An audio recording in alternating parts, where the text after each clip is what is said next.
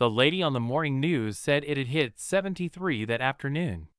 Dress light, she told the whole city, smiling. And I already knew. I'd known since the night before, known the number, known the exact words coming out of her mouth before she said them. 73 degrees. Dead middle of winter. That's the kind of warm that should have made the whole country stop and stare. I just sat there in the cold and did the math in my head. 2 months. I had 2 months left. Let me back up. About half a year before that morning, things started showing up in my head. Little things at first. A robbery 2 towns over. A councilman quitting before it hit the papers. I figured I was losing it. Then the things got bigger. A flood. A quake. Disaster after disaster that whole summer, and every single one landed exactly the way I'd seen it. Same places. Same numbers. Same dead. You could only call that a coincidence so many times before you stopped calling it that. So when the weather went wrong and the news matched the broadcast already playing in my skull word for word, I didn't argue with it anymore. The thing in my head had been right about everything. And lately it had started telling me something new. 2 months out, the world was going to end. It wouldn't show me how. Just that it was coming, and that staying alive through it was going to be the hardest thing a person could do. So that was the clock. 60 days to turn one ordinary guy into someone who walks out the other side. Here's the part one haven't told you yet. Around the same time the end date showed up, something else did. A second thing settled into me like I'd always had it, and the second it arrived I understood exactly what it could do. I want to show you instead of telling you. Hang on. We'll get there. First, who I was. 25. 5 years in the army, then 2 more pulling private security for people with famous faces and paranoid bank accounts. 300 grand a year. Folded most of it away. My parents went early and left me a place downtown, which made me, on paper, comfortable. What I didn't have was anybody. No girlfriend. Never had one. I'm about as straight as a 2x4 and twice as boring about it. No close friends. The plan, before any of this, was simple. Work till the knees go. Buy a quiet house. Get a dog. Grow old next to the dog. The end. Funny how the end showed up early and rearranged the furniture. So I did the only thing a guy like me knows how to do. I prepared. I found the biggest doomsday survival forum out there, and I lived on it. Day and night, eyes burning, reading every thread the regular swore by, taking notes like my life depended on it, because it did. And the forum, in its 1,000-voice wisdom, gave me my answer fast. I needed a base. Not a basement. Not a bug-out cabin. A rolling fortress. Something I could live in, fight from, and outrun the world in. The threads called it a mobile base. I called it home, before I'd even built it. So I gutted my life for it. Sold the place my parents left me, and that one hurt more than I let myself feel at the time. Rented an abandoned warehouse way out past the edge of town, where nobody drove and nobody looked, and I started turning money into survival as fast as I could move. Food first. 2 years of it. Cans, dry goods, the kind of stuff that outlives its owner. A year of bottled water on top. Then medicine, anything I could name, I bought it. And alcohol, the rubbing kind, by the case, because the threads all said the same thing. In the end, it's not the monster that gets you. It's the little cut on your hand you didn't clean. Guns I couldn't touch. No way to get them. No instructions anywhere worth a damn. I did manage a few military blades off old contacts, for up close. But for anything with range, I was empty. Then the knowledge. I loaded up computers, survival manuals, repair guides, anything that looked like it might matter someday. A tablet with the most detailed maps I could buy, every road, every gas station, every store, mine to study. And then, Because a man with nothing to do in the dark goes crazy faster than a man with no food, I downloaded everything else too. Movies, shows, games, books. A whole life's worth of distraction, sealed in a drive. And I bought a dog. Caucasian Shepherd. Purebred, best bloodline the breeder had, and yeah, that one cost me $2,000 for a 2-month-old puppy that already had shoulders like a linebacker. I named him Sam. That's the dog Will Smith keeps in I Am Legend, the one good thing in the whole apocalypse, right up until it isn't. I tried not to think about that part. People say a dog can save your life out there. Company when there's nobody left. Teeth when there's somebody you wish there wasn't. I went with the Caucasian for one reason. It would fight anything, and it would never, ever leave me. That was worth more than the $2,000. Now, the fortress itself. I couldn't build a thing like that from a napkin sketch. I needed real plans. So I went hunting on the forum, and buried in some dead little thread I found a name, a concept designer. The kind of guy who draws spaceships and mech suits for movies, machines that don't exist and never will. Exactly what I needed. I hired him. One blueprint, one price. $20,000. That's not nothing. But money had started looking different to me. When you know the date the world stops spending it, every dollar in your account turns into a leaf off a dying tree. I told him to draw me the meanest, biggest mobile base he could dream up, bigger than the biggest rig on Earth, because more space means more supplies means more days alive. I tossed an extra for a couple of personal weapons too. He drew me a laser blade and an air gun, both straight out of a sci-fi movie. I asked about a powered suit on top of that. Battle armor. He laughed me off, said armor like that touches a dozen engineering fields he'd need months to get right, and he was already burning the candle on my base. Months I didn't have. So I let the suit go. Filed it under someday, and someday felt like a long shot. He figured I was making a film. Of course he did. Who builds a 46-foot amphibious tank for real? So he got bold with it. No rules, no budget in his head. That's exactly why the plans came out as crazy as they did. And that worked out fine for me, because, here's the part one promised you, I was about to find out whether I could actually build the impossible thing he'd drawn. The plan showed up 40 days out. For sheets, beautiful, every single note I'd given him accounted for. I read them twice in that crumbling little shack beside the warehouse, Sam snoring at my boots. Then I carried them out to the open lot where nobody ever came, laid all 4 sheets flat on the dirt in front of me, and closed my eyes. And the drawing stood up.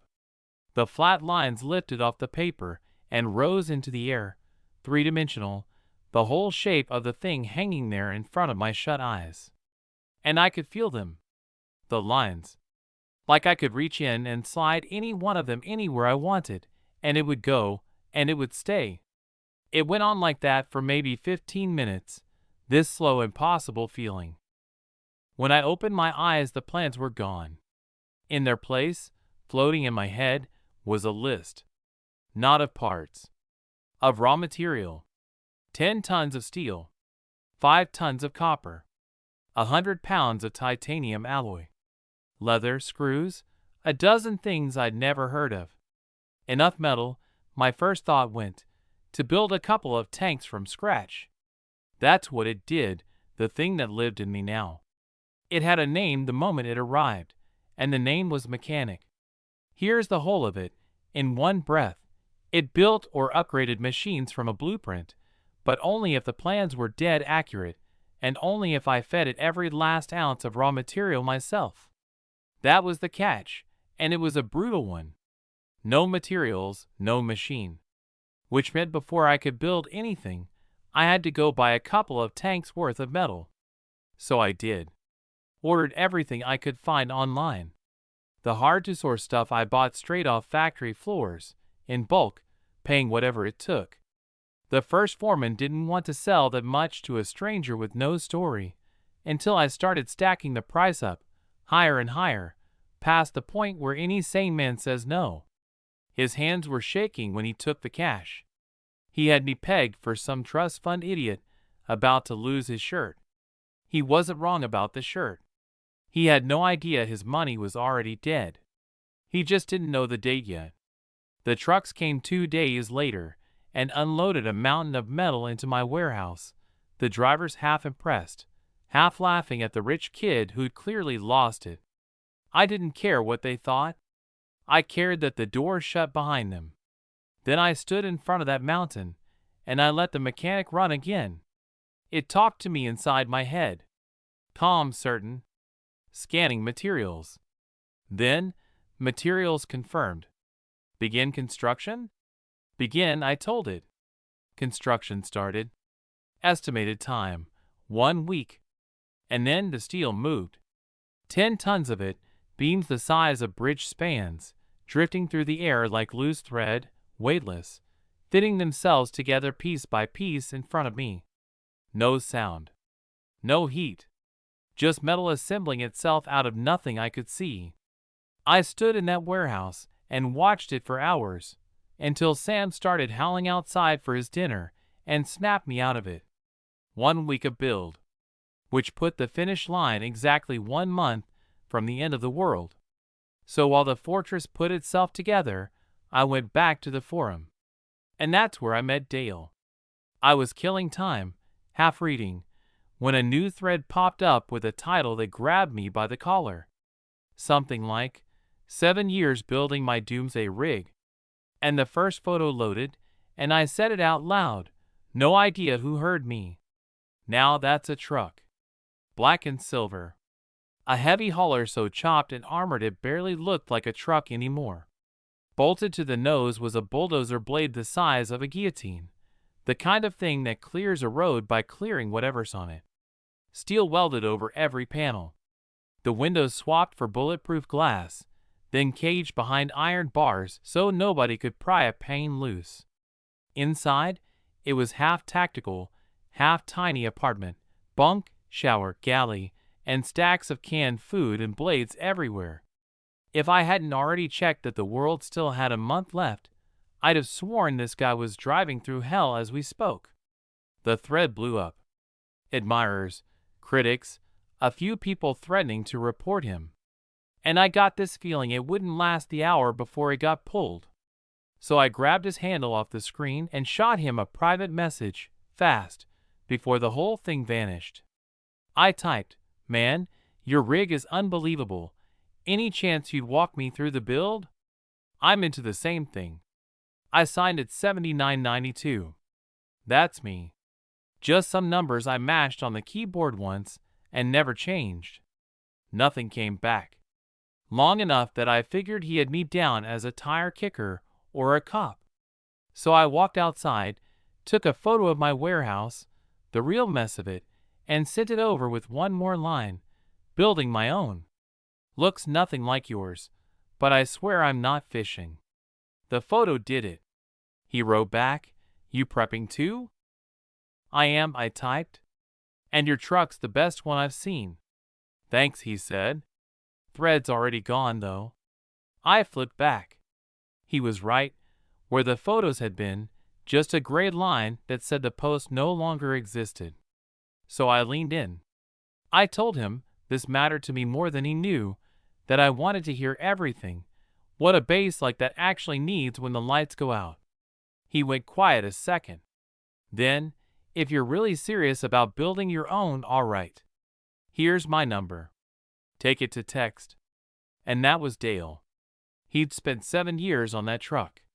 Sold a house to buy it, a Scania, the V8, the best long-haul truck ever built, and he'd fight you over it. 16-liter twin-turbo. 1,000 horses. 6.5 tons, and it'd still do 0 to 60 in 5 seconds flat. Then he sold a second house just to armor it. People called him a deadbeat throwing his life away. He didn't blink.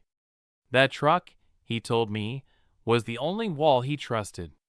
We talked till the sun went down.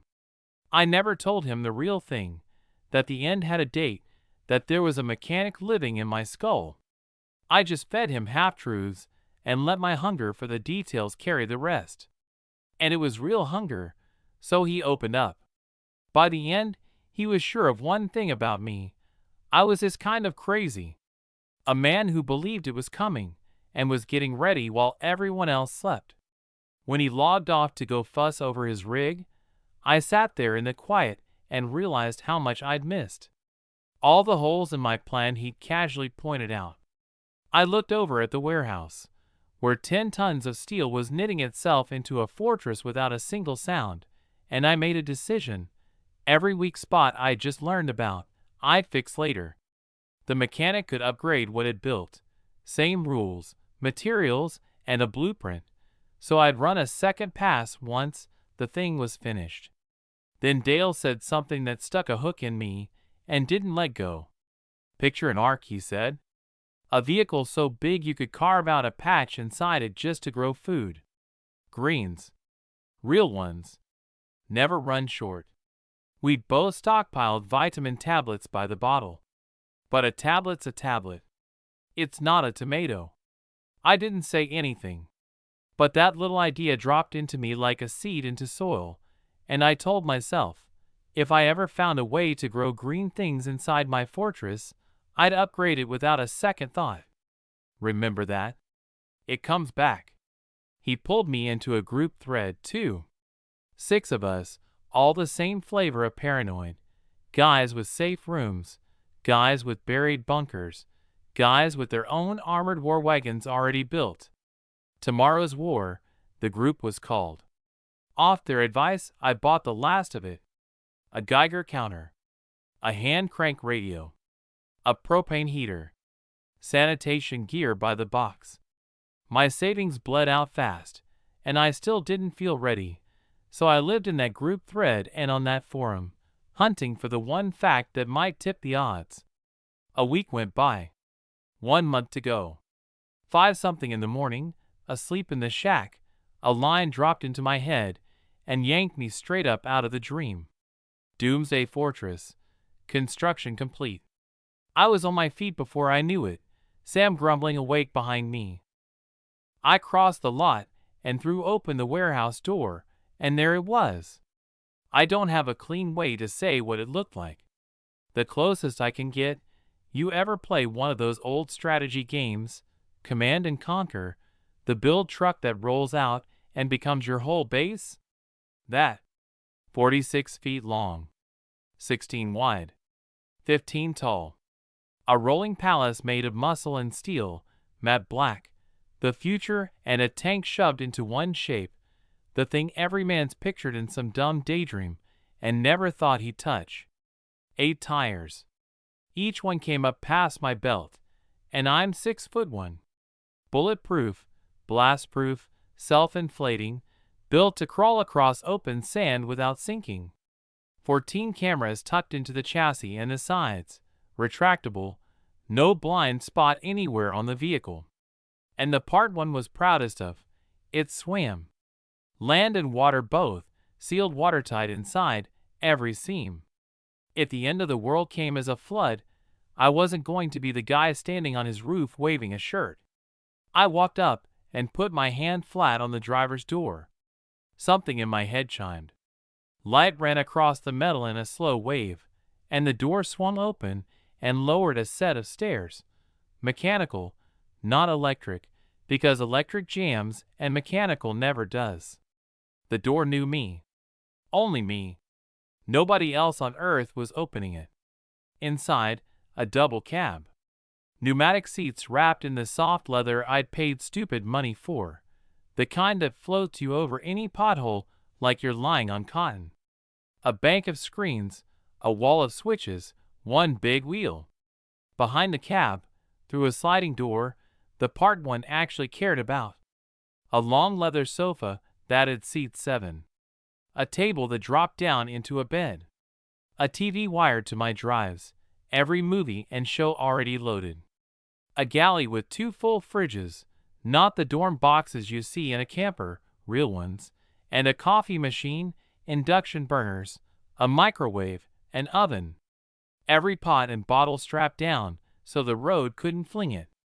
A bathroom with a real shower, wet and dry split so a man could shower and somebody else could still use the toilet. A composting toilet, actually, no plumbing, no waste tank to haul out and dump, just sawdust and air doing the work, and a little citrus solvent so it never stank. There was even a second, smaller toilet built in for Sam. He's a giant breed. He eats like one and he produces like one, and I was not about to spend the apocalypse cleaning up after him in my own kitchen. Midway back, an open space, a treadmill on one wall, and on the other a curved screen computer worth 4 of any I'd owned, every offline game ever made already on it. The designer threw that in himself, a little gift. So I dumped everything I'd hoarded on those other machines straight into it, and the thing barely noticed the dent. Past that, the bedroom. A real double bed, a skylight right over the pillow, closets, a bookshelf, and yes, a second bathroom. 2 full baths in one vehicle, which is the kind of obscene only something this big can pull off.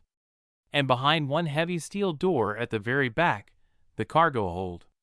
Most of the rear was storage, more than enough for everything I'd bought, with room to spare. 3 connected spaces, cab, living, cargo, all flowing into each other. Exactly the fortress I'd seen in my head. I climbed back into the driver's seat just to feel it. And the second my weight hit the cushion, 2 weapons appeared in front of me, the laser blade and the air gun the designer had drawn.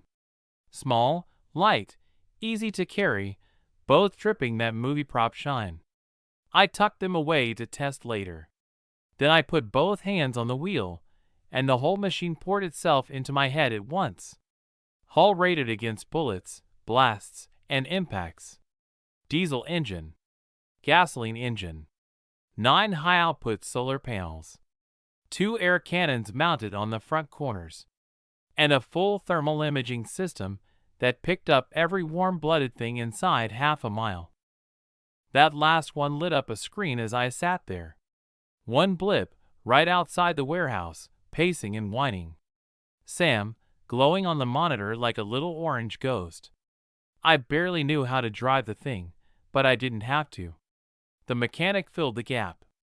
I thought about moving and it moved. Thought about stopping and it stopped. Like the fortress and I were the same animal. A few minutes of that, and I could have drifted 46 feet of steel around the parking lot without breaking a sweat. So the hardware was done. But hardware's only half of it, and I still had a list. I climbed out to go test those 2 toys, and there's your first answer about them. Show not tell. I leveled the air gun at the shack window and squeezed. Crack. Glass shattered, a black hole punched clean through the middle. No bullet. Just air somehow. I've fired real rifles for a living, and here's the honest truth. It hit about as hard as a pellet gun. Maybe a hair softer. Quiet, no ammo, but no stopping power either. The laser blade was a fancy machete with a glowing edge. It had sliced through a car door, sure, but that's where it topped out.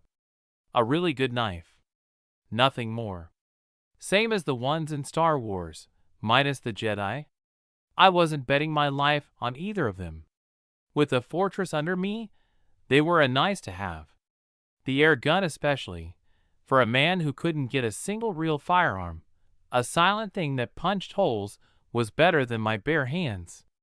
I'd take it. Then I loaded in.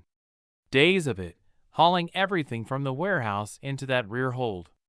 The long shelf cans, the grains, the beans, all of it packed into hard cases, partly to stretch the shelf life, partly so the road couldn't beat them to dust. Because for a long stretch after the end, beans might be the only protein I'd see. While I packed them, Dale's arc idea kept circling. A garden inside the walls. Greens that never ran out. The seed, still sitting in the soil of my head, waiting. I topped off the water tank and stowed the rest of the bottles. Water, I wasn't too worried about. The fortress had a filter that could pull moisture straight out of the air and turn it drinkable. The kind of gadget that costs a fortune and barely works in real life. Mine worked perfectly, because the mechanic doesn't do anything by half. I bought a few more things on Dale's word. Drones, top of the line, a few grand apiece, and even spending like the money was already trash, that one stung. A portable wind turbine, 3,000 watts, so I'd never be at the mercy of clouds over my solar panels. Too bulky for the living space, so I wrapped it tight and buried it in the cargo hold next to the food. Then the paint. Line-X, spray-on bed liner, the stuff they coat armored trucks with, thick and hard enough to add a real layer of blast and bullet resistance. Dale's recommendation. It's nearly perfect and almost nobody outside the trade knows it, mostly because it costs a fortune for figures just to do a small car, and I was coating a 46-foot monster. It dries rough and matte, ugly on a normal vehicle. On my fortress it looked exactly right, mean and gray and futuristic, but I didn't care how it looked. I cared that it worked. I'd actually considered depleted uranium plating for the outer skin. It's harder, it's tougher, our own tanks run it, supposedly shrug off a direct hit. But I killed the idea. Uranium's a nuclear leftover. It throws off radiation. Live inside it long enough, and the thing keeping you alive starts killing you instead. I was not about to turn my one safe place in the world into a rolling coffin. The Line-X solved it clean. And because I figured I'd never find more once the end came, I bought triple what I needed and stashed the extra in the side pods. When it was all done, I moved aboard for good. Took a long hot shower, climbed under real blankets, and slept the first solid sleep I'd had in months. After the end, nights like that were going to be rare. I tried to enjoy it. I checked my balance the next morning. All that spending, and I was down to 100 grand. Sounds like a lot. It wasn't, not anymore. Because I still had to feed the beast. My fortress ran 2 engines. Diesel and gas, both. By every law of how cars get built, that shouldn't be possible. But then again, neither should a machine that assembles itself out of floating steel. So I'd stopped arguing. 2 engines meant a true gas guzzler, the kind that eats both at once. The upside, a full fill could run it from one coast to the other and back. Twice. The downside was the size of the tanks. 800 gallons of diesel. 800 of gas. 1,600 gallons of fuel to top it off. I couldn't drive a 46-foot fortress onto a public road to fill it. I'd have every cop and gawker in the county on me. So the plan was to rent a box truck, run the fuel out to the warehouse in drums, and pour it in by hand. Roughly 4 grand of fuel, give or take. 4 grand it was. Right then, there was nothing I needed more than oil in those tanks. I rolled the fortress into the warehouse, locked it down, doors keyed to me, but I wasn't taking chances with the only thing standing between me and the end, grabbed Sam and a fat roll of cash, and called a cab into the city. Rented a box truck 3 days, left a backup ID with the clerk. Lucky thing, years back, getting my regular license, on some whim I'd tested for the commercial class too. Never used it once. Now it was the only reason I could drive this thing. The station crew about fell over when I told them how much I wanted. 800 diesel, 800 regular. They made me say it 3 times. But a customer's a customer, and a customer buying that much fuel is a customer you love. So they got to filling drums, careful to keep the 2 grades separate exactly like I asked. Filling that much takes forever. I wandered into the little gas station mart to kill time and grab anything useful, even though I had a fortress full of everything. Bought water, soap, a few packs of instant noodles, a couple of energy drinks. The stock kid watched me load up like I was running from something. I didn't bother explaining. I carried it all to the register. 1 cashier, No other customers. I set 2 heavy bags on the counter with a thud, and the girl looked up and didn't react at all. Most people would have blinked at that haul. She just started scanning, one item at a time, like I was nobody. She was young. And she was, I'll admit it, the most beautiful person I think I'd ever stood in front of. Which is saying something, because I guarded actual movie stars and never once felt a flicker. I've never dated, never wanted to, never cared about the prettiest girl in any room. Stoned, basically. And this checkout girl in a gas station stopped me cold for about 2 seconds. 2 seconds. Then it passed, and a colder thought slid in to replace it. Pretty. In the end, that's a coin toss. It either helps you live, or it gets you something a lot worse than dead. I let it go. I wasn't anybody's savior. I had exactly one life to keep breathing, and it was mine. She rang me up. Cold voice, flat as the counter, distant as the far side of a mountain in January, and somehow that didn't make her less, it made her more. Some people just carry a thing you can't put down. But she worked fast, I'll give her that. I glanced past her at the cigarettes on the back wall. I'd loaded the fortress with liquor and almost no smokes. Not for me. I don't touch either. But every survival rule out there says stockpile both, because when the money's gone, that's what you trade with. If I lived and someone else did too, I'd be bartering, and a carton of decent cigarettes might buy me something I needed. Grab me a few cartons of the good stuff, I told her. Separate bag? Sure, she said, no feeling in it, and pulled out a bag and stacked a dozen cartons without a word. I paid, hooked all 3 bags in one hand, took Sam's leash in the other, and walked out. Outside, the guy working my pumps finally cracked. He'd been chewing on it the whole time. So what's all this for? He asked, wiping his hands on a rag. Big trip? Hunting, maybe? Some kind of adventure? I wasn't about to tell a stranger the world was ending. So I gave him a little nothing, a half answer, and let him fill in his own story. We talked about the weather and the road and not much else until the last drum topped off. The whole run cost me $5,500. Cut my cash in half in one afternoon. 40-some thousand left, and if that didn't cover the last few things I wanted, well, there's always a loan on a debt nobody'd be around to collect. Back at the warehouse, I had Sam down off the truck and inside before anything else, just to lay eyes on the fortress. I knew it was fine.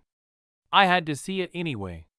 There it sat in the dark, huge and quiet and mean, a steel animal asleep, and only then did my shoulders come down. Then came the worst part. 1,600 gallons, drum by drum, all of it by hand, no station crew to spread the load.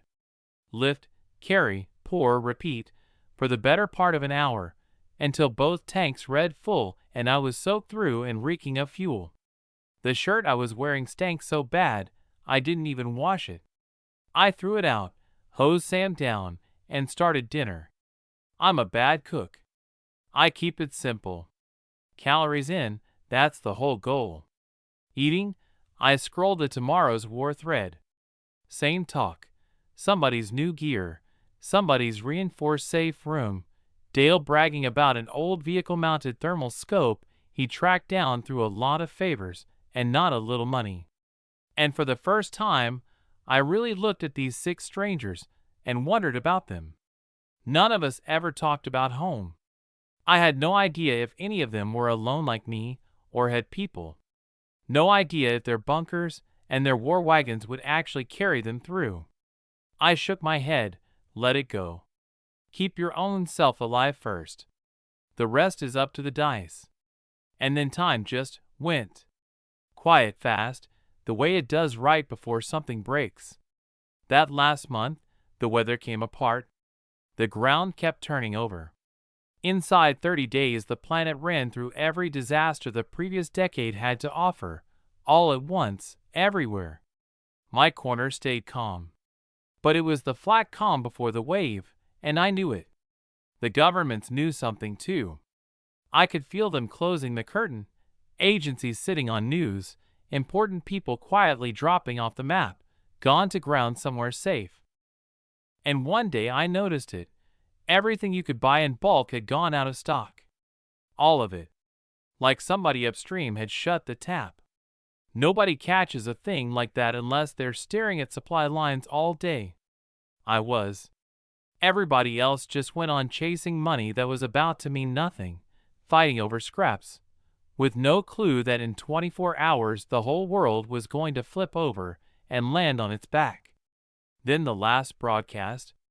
I had the TV on when they cut in. Emergency bulletin. Same anchor I'd watched all those mornings, but the easy smile was gone, her face gray and tight. A massive cold front, she said. The whole world dropping temperature fast, with a blizzard behind it like nothing on record. Stay indoors. Stay warm. And then the line that told me it was real. This is not a drill. She said it twice. Not a drill. A storm coming for the entire planet. Get inside. Get warm. That was it. The last weather report the old world would ever air.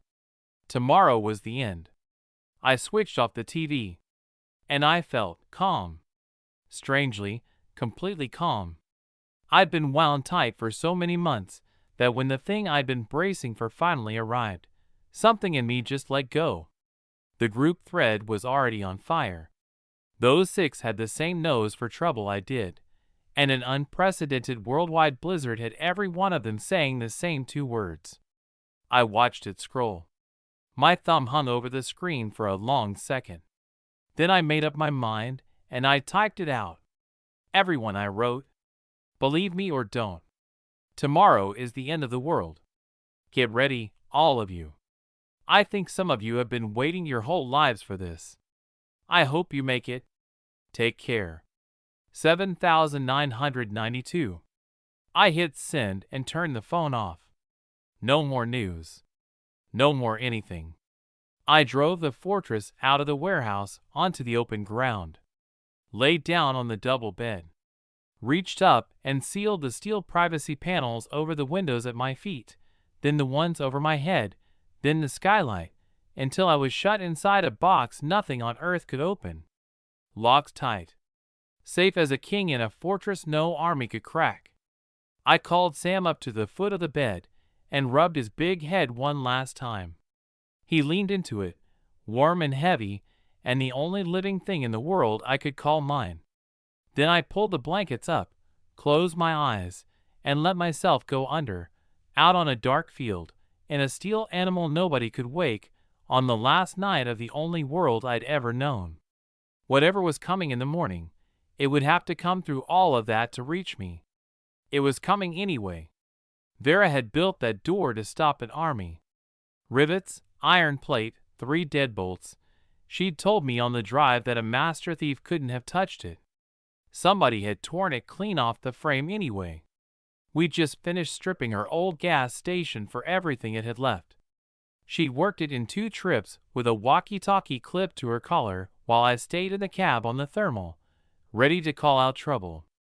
The thugs had cleared the smokes and the liquor and anything that could double as a weapon, but they'd left the food and they'd left the water, bottled stuff, frozen solid into bricks, more than they could be bothered to haul.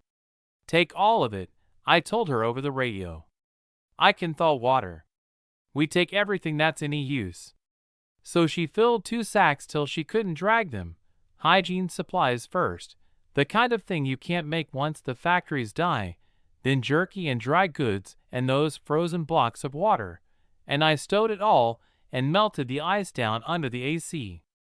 And then, when we were set to roll, she stopped me. One more thing, she said. Something that matters to me. A photo. Of me and my family. I don't carry that kind of weight. My people have been gone a long time, and I never built that ache the way some folks do. But a thing she'd hold onto at a moment like that, it had to be the whole world to her. So I told her to make it fast, keep the radio live, and I'd watch the snow. She ran for the staff dorm where she used to live. And she came back different. The door she'd armored against the apocalypse was hanging open. You don't open a door like that. You destroy it. Inside, the room was turned inside out. Every drawer, every corner, her stash of weapons gone. Anything worth a damn gone. But that wasn't what dropped the bottom out of her voice when it came over the radio. Her brother's body was gone. Theo, the little boy she'd carried home, the one she'd burned everything she owned to keep warm and lost anyway. She'd left him laid out on the bed. The bed was empty. And the photo? The frame was on the floor in pieces, glass everywhere, and the picture was gone out of it. She's not a woman who curses. She cursed. What is it? I said into the radio. They went through my room, she said, and her voice had gone flat and hard in a way I was learning to be afraid of. Took everything. They took my brother's body. We pieced the rest together standing in that wrecked little room. The corpse of the man she killed, the one I tripped over in the snow at the store door, gone too. And you could read what it meant. Whoever swept this place found a child dead only a few days, a family photo on the shelf, and a grown man with a knife wound nobody could explain. 3 dots. They connected them the same way we would have. Somewhere out here were 1 to 3 survivors they hadn't accounted for. And one of them was a woman who looked like Vera. They were hunting us. They'd taken her brother's body to do it. Why a man would steal a dead 5-year-old, I couldn't tell you. I still can't, and I've stopped pretending I'll ever understand everything these people did. But we both knew what it meant for us. We left before whoever did it came back. Neither of us said much on the drive home. Back at the warehouse, the mechanic told me the tanks were still full. I'd been running pure electric on every one of these trips. Silent, no engine note to carry across the snow, and the solar I'd banked under those clear weeks made that easy. The Fortress is a thirsty animal, but in its quiet, fuel-sipping mode it drank about a gallon every 8 miles, which sounds like a lot until you remember it's 46 feet of armored steel that can also swim. Against 1,600 gallons it was nothing. I'd learned a few other things about my own machine by then, too. It had an instant acceleration system, the kind they bolt into supercars, the kind no sane person puts in a rig this size. But the mechanic isn't sane.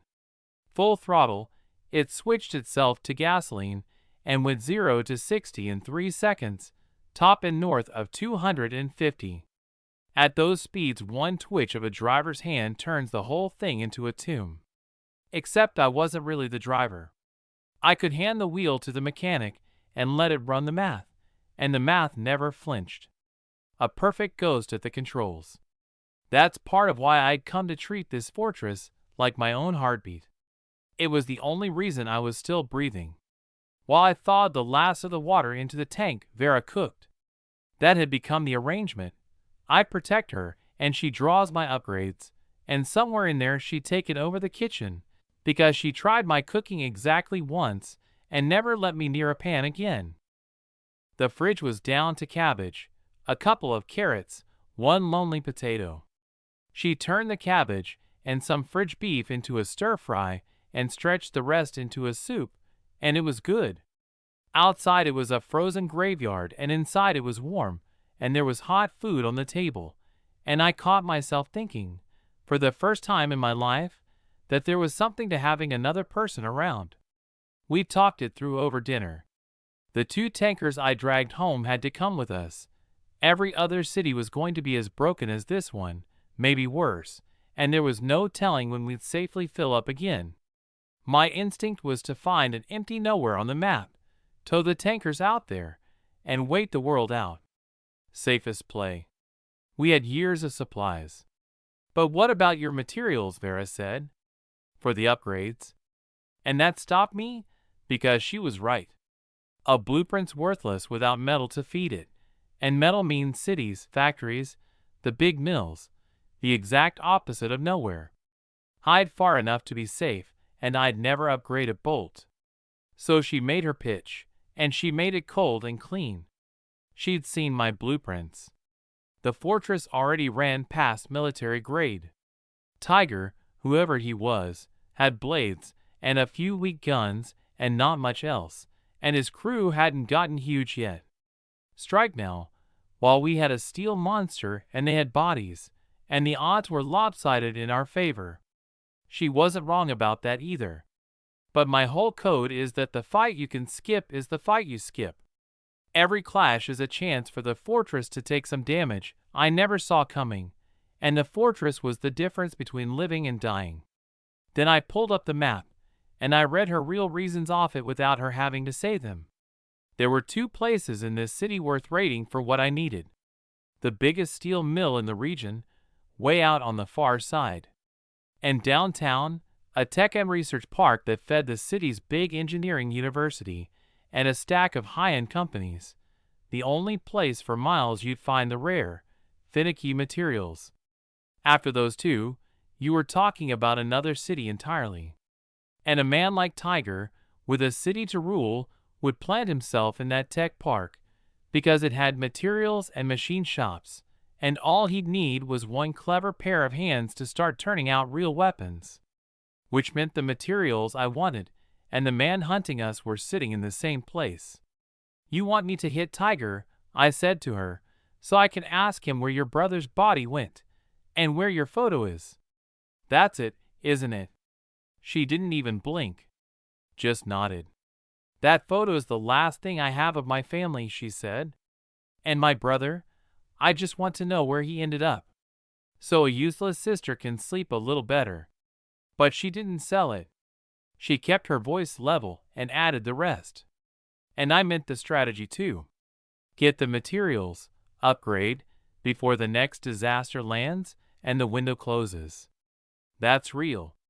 And I'd never push you to fight him unless I judged your odds at basically 100%. I know the difference between a photo and 2 lives. I wouldn't gamble hours over a picture. I sat there on that soft leather, looked down at Sam sprawled and fat and happy on the floor with no idea his master was doing arithmetic on a war, and I made my call. "I'm not going to charge out on a feeling," I told her. "We don't even have a finished blueprint yet. Talking materials right now is putting the cart way out ahead. And if Tiger's got one trick I haven't planned for, and it costs me the fortress, we've lost everything for nothing." She took that, fair and square, and started to ask me about a route to run. But I wasn't done. "Starting now," I said, "you draw my upgrades. I park the fortress right here, and I wait on you. The day your blueprint's finished and the mechanic spits out the materials, we march downtown, and we take what we need from Tiger. When we move is up to when you finish." And I let my voice drop, and I felt the old edge come up in it. If Tiger finds us first, before then, and lays a hand on us? I let the silence sit a second. "Then we hit back," I said, "and we don't think twice about it. I don't go looking for fights." I never said a word about not finishing one.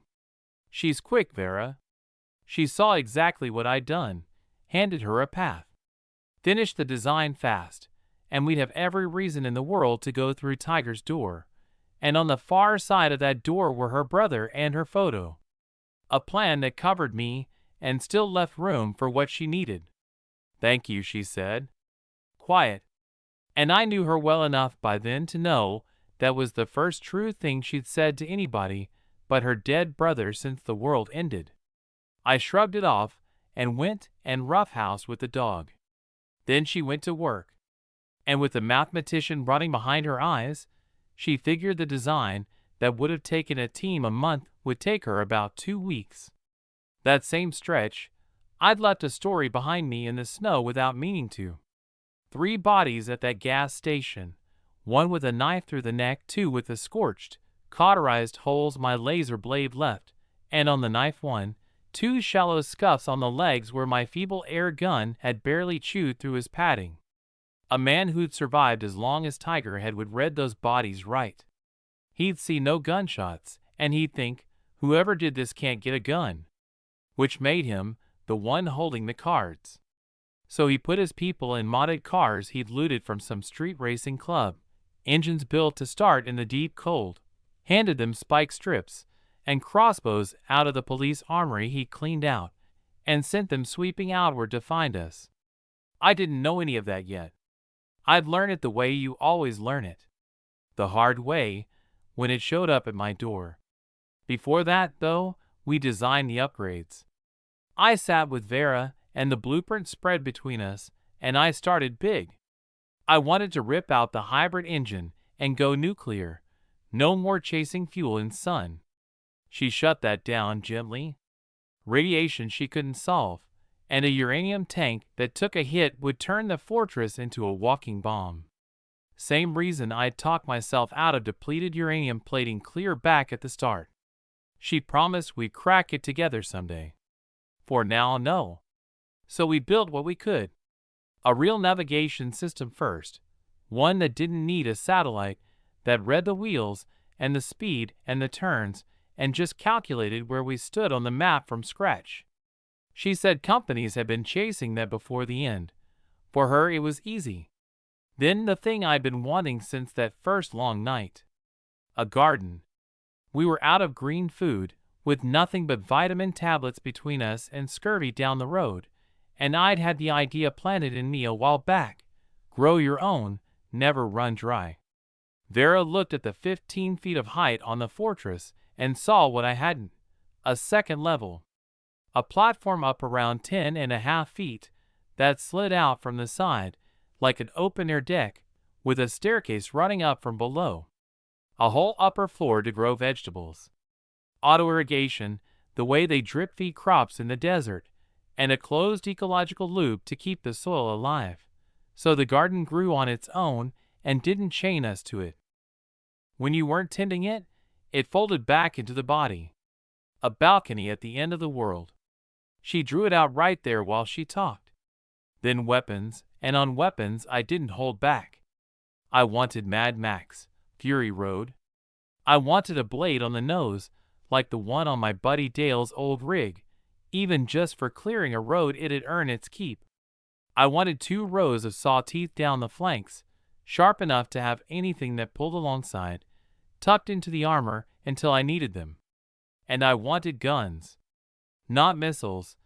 Too much recoil, too much trouble. Gatlings. 4 of them, 2 front, 2 rear, retractable, with barrels tough enough they wouldn't burn out after a few pulls, and all the ammunition we could carry. I asked if she could build a Gatling. She could. Of course she could. Then a way to switch between tires and tank tracks, so I could take any ground. And last, 2 retractable arms folded into the hull, strong enough to haul steel, fine enough to grab a bottle, so I'd stop having to climb out every time I needed something. Hidden when they weren't working, because a fortress that obviously has hands is a fortress everyone's afraid of. I asked if all my demands were a hassle. Not at all, she said. I want more of them. This is survival. I draw a few lines, and I get 100 times the odds anyone else has. Where's the hassle in that? She had one request back. Let her enlarge the whole fortress and thicken the armor, or there'd be no room to fold all those saws and guns away. I told her to do it. And with a mathematician, she said, she'd have a complete, detailed blueprint in a week. 4 days in, she'd finished the outside and was deep in the hard part, the ecology of the garden. I had nothing to do but stay sharp, exercise, shovel snow, read, game, run the dog. Sam had grown into something that made strangers cross the street, and somewhere in those days he'd quit growling at Vera and started tolerating her, which for a Caucasian is about as warm as it gets. For quiet days. On the 5th, I was outside with a shovel when I heard it. Engines. Wrong, fast, getting louder, carrying clean across all the dead silence. Those looted street racer motors throw a sound you can hear 3 miles off. I dropped the shovel and ran. Vera, I called, swinging into the cab. Something's outside. She came up from the back with her drawings, dropped into the passenger seat. What is it? They came to our doorstep, I said. The belts snapped across us on their own. Sam started up barking. I told him to hush, and he hushed. And on the thermal, 2 Coles came tearing across the screen. Through their windshields they must have seen a black mountain sitting in all the white, because the lead car, a modded Lexus, with a Mustang on its tail, slewed straight at us. Cole, somebody yelled in the lead car, loud enough that I'd hear his name later and learn it was Jax. Take down the big guy. Behind me, in that warehouse, sat 2 tankers full of fuel. They could not get curious about that warehouse. So I lit the engine, switched to gas, and shot off the opposite way, and their eyes followed the monster and forgot the building entirely. Good. They chased, rolled their windows down, and put crossbow bolts into my glass, and the bolts bounced. My windows aren't bulletproof. They're past bulletproof. Short of a meteor, nothing was getting through. One of them caught a look at Vera's face and hollered about it, and somebody smacked him and told him to shoot. Jack swung the Lexus broadside and emptied a pistol at the glass. Same result. It's bulletproof, he screamed, like the word was a betrayal, and tucked in behind me. On the cameras, I watched the Mustang fling a fan of spike strips into the snow ahead of my rear tires. Police stop sticks, straight out of the armory, the kind that flattens anything. I rolled right over them. My tires are blast-proof. If a spike strip stopped my Fortress, it wouldn't deserve the name. The Mustang driver's face went from gloating to gray in about half a second. Vera said it cold. We kill all of them here. One of them gets back to Tiger, and the warehouse, the tankers, all of it is blown. I agreed. I went after the Mustang first, swung that huge body to crush it against the open snow, and the kid floored it and squirted clear by a hair, a streak of red lightning, sure he'd lost me. Then the Fortress reeled him back in, faster and faster, matching a modded Mustang stride for stride, and I heard them shriek about it through the glass. What kind of truck does that? Right before I caught his rear bumper and put the whole car cartwheeling across the snow to land nose down. The 2 inside died on impact. Jax watched it in his mirror and broke. Cranked the Lexus around to run, betting he was smaller and could turn tighter than a thing my size. He was wrong about that the way everybody was wrong about that. The Fortress came around behind him in a turn no real vehicle of that size can make, smooth as a cursor on a screen, because the thing steering it wasn't bound by what a body can do. I heard him sobbing in his own car. The Lexus was modded even meaner than the Mustang, and it hit a speed I'd have had to work for, and it pulled away. And I let it. I eased off. Through his mirror Jax watched me fall back, couldn't believe his luck, didn't have a spare thought to wonder why. Cole, Vera said, turning to me. You don't strike me as the type to leave a man breathing. I'm not, I said. I want to test the air cannon. I'd had 2 of them riding in the nose this whole time and never fired one. Now I had a target running in a straight line gift-wrapped. And I wanted to know what I was holding before I ever pointed it at Tiger. I put my left hand on the wheel and thumbed a button with my right, and the mechanic spoke up in my head. Front left air cannon, prepping. The armor over the nose slid and rebuilt itself, and in a few seconds a black barrel stood out from the front of the Fortress like a gun muzzle blown up 10 times over, its dark mouth pointed dead at the Lexus. Front left air cannon deployed, and a targeting mark bloomed in my vision, riding wherever I looked, like a sight in a video game. You see a reticle out there? I asked Vera, just to be sure. Nothing, she said. Just the cannon. So it was mine alone. I dropped my eyes onto the fleeing Lexus, and the mark snapped onto it like a scope, pulled the car in close, showed me every twitch of its line. Locked. Charged to fire? The mechanic asked. Yes. Select power. 10 to 100%. 50, I said. Let's start polite. It took about a minute to wind up to half. I waited. Then I gave the word, and a couple of seconds later the cannon coughed once, and an invisible column of compressed air punched out of it with a shockwave that carved a trench in the snow on its way to the car. The man in the back seat felt it first, a wall of wind howling up behind them. They twisted around screaming, and Jax checked his mirror and saw nothing at all. And I imagine that nothing was the worst thing he ever looked at, because right then it reached them. The Lexus came apart from the back seat forward, folded in and erased, and whatever Jack started to say went with it. A few seconds later there were pieces of car and pieces of men scattered red across the white, and that was all. I swallowed. Half power. Half. I looked over at Vera, and she was already looking at me, and neither of us said it, but we were both thinking the same thing, that this and the air gun I'd scratched a thug's leg with were not in the same universe. I asked the mechanic what that shot had cost me. Shell damage, 0.5%, a scratch. Internal 0. Air cannon cooldown 10 minutes. And the fuel? That 150% shot had burned 12 gallons, more than driving 100 miles. Against my reserves it was a rounding error, but oil only ever gets scarcer, and I had already decided. The cannon was a last resort weapon. I also worked out the shape of it. The first shot cooled in a minute, the next in 10, the one after that in 20, climbing each time. Strong, but slow to come back, and hungry. Good to know before I ever needed it for real.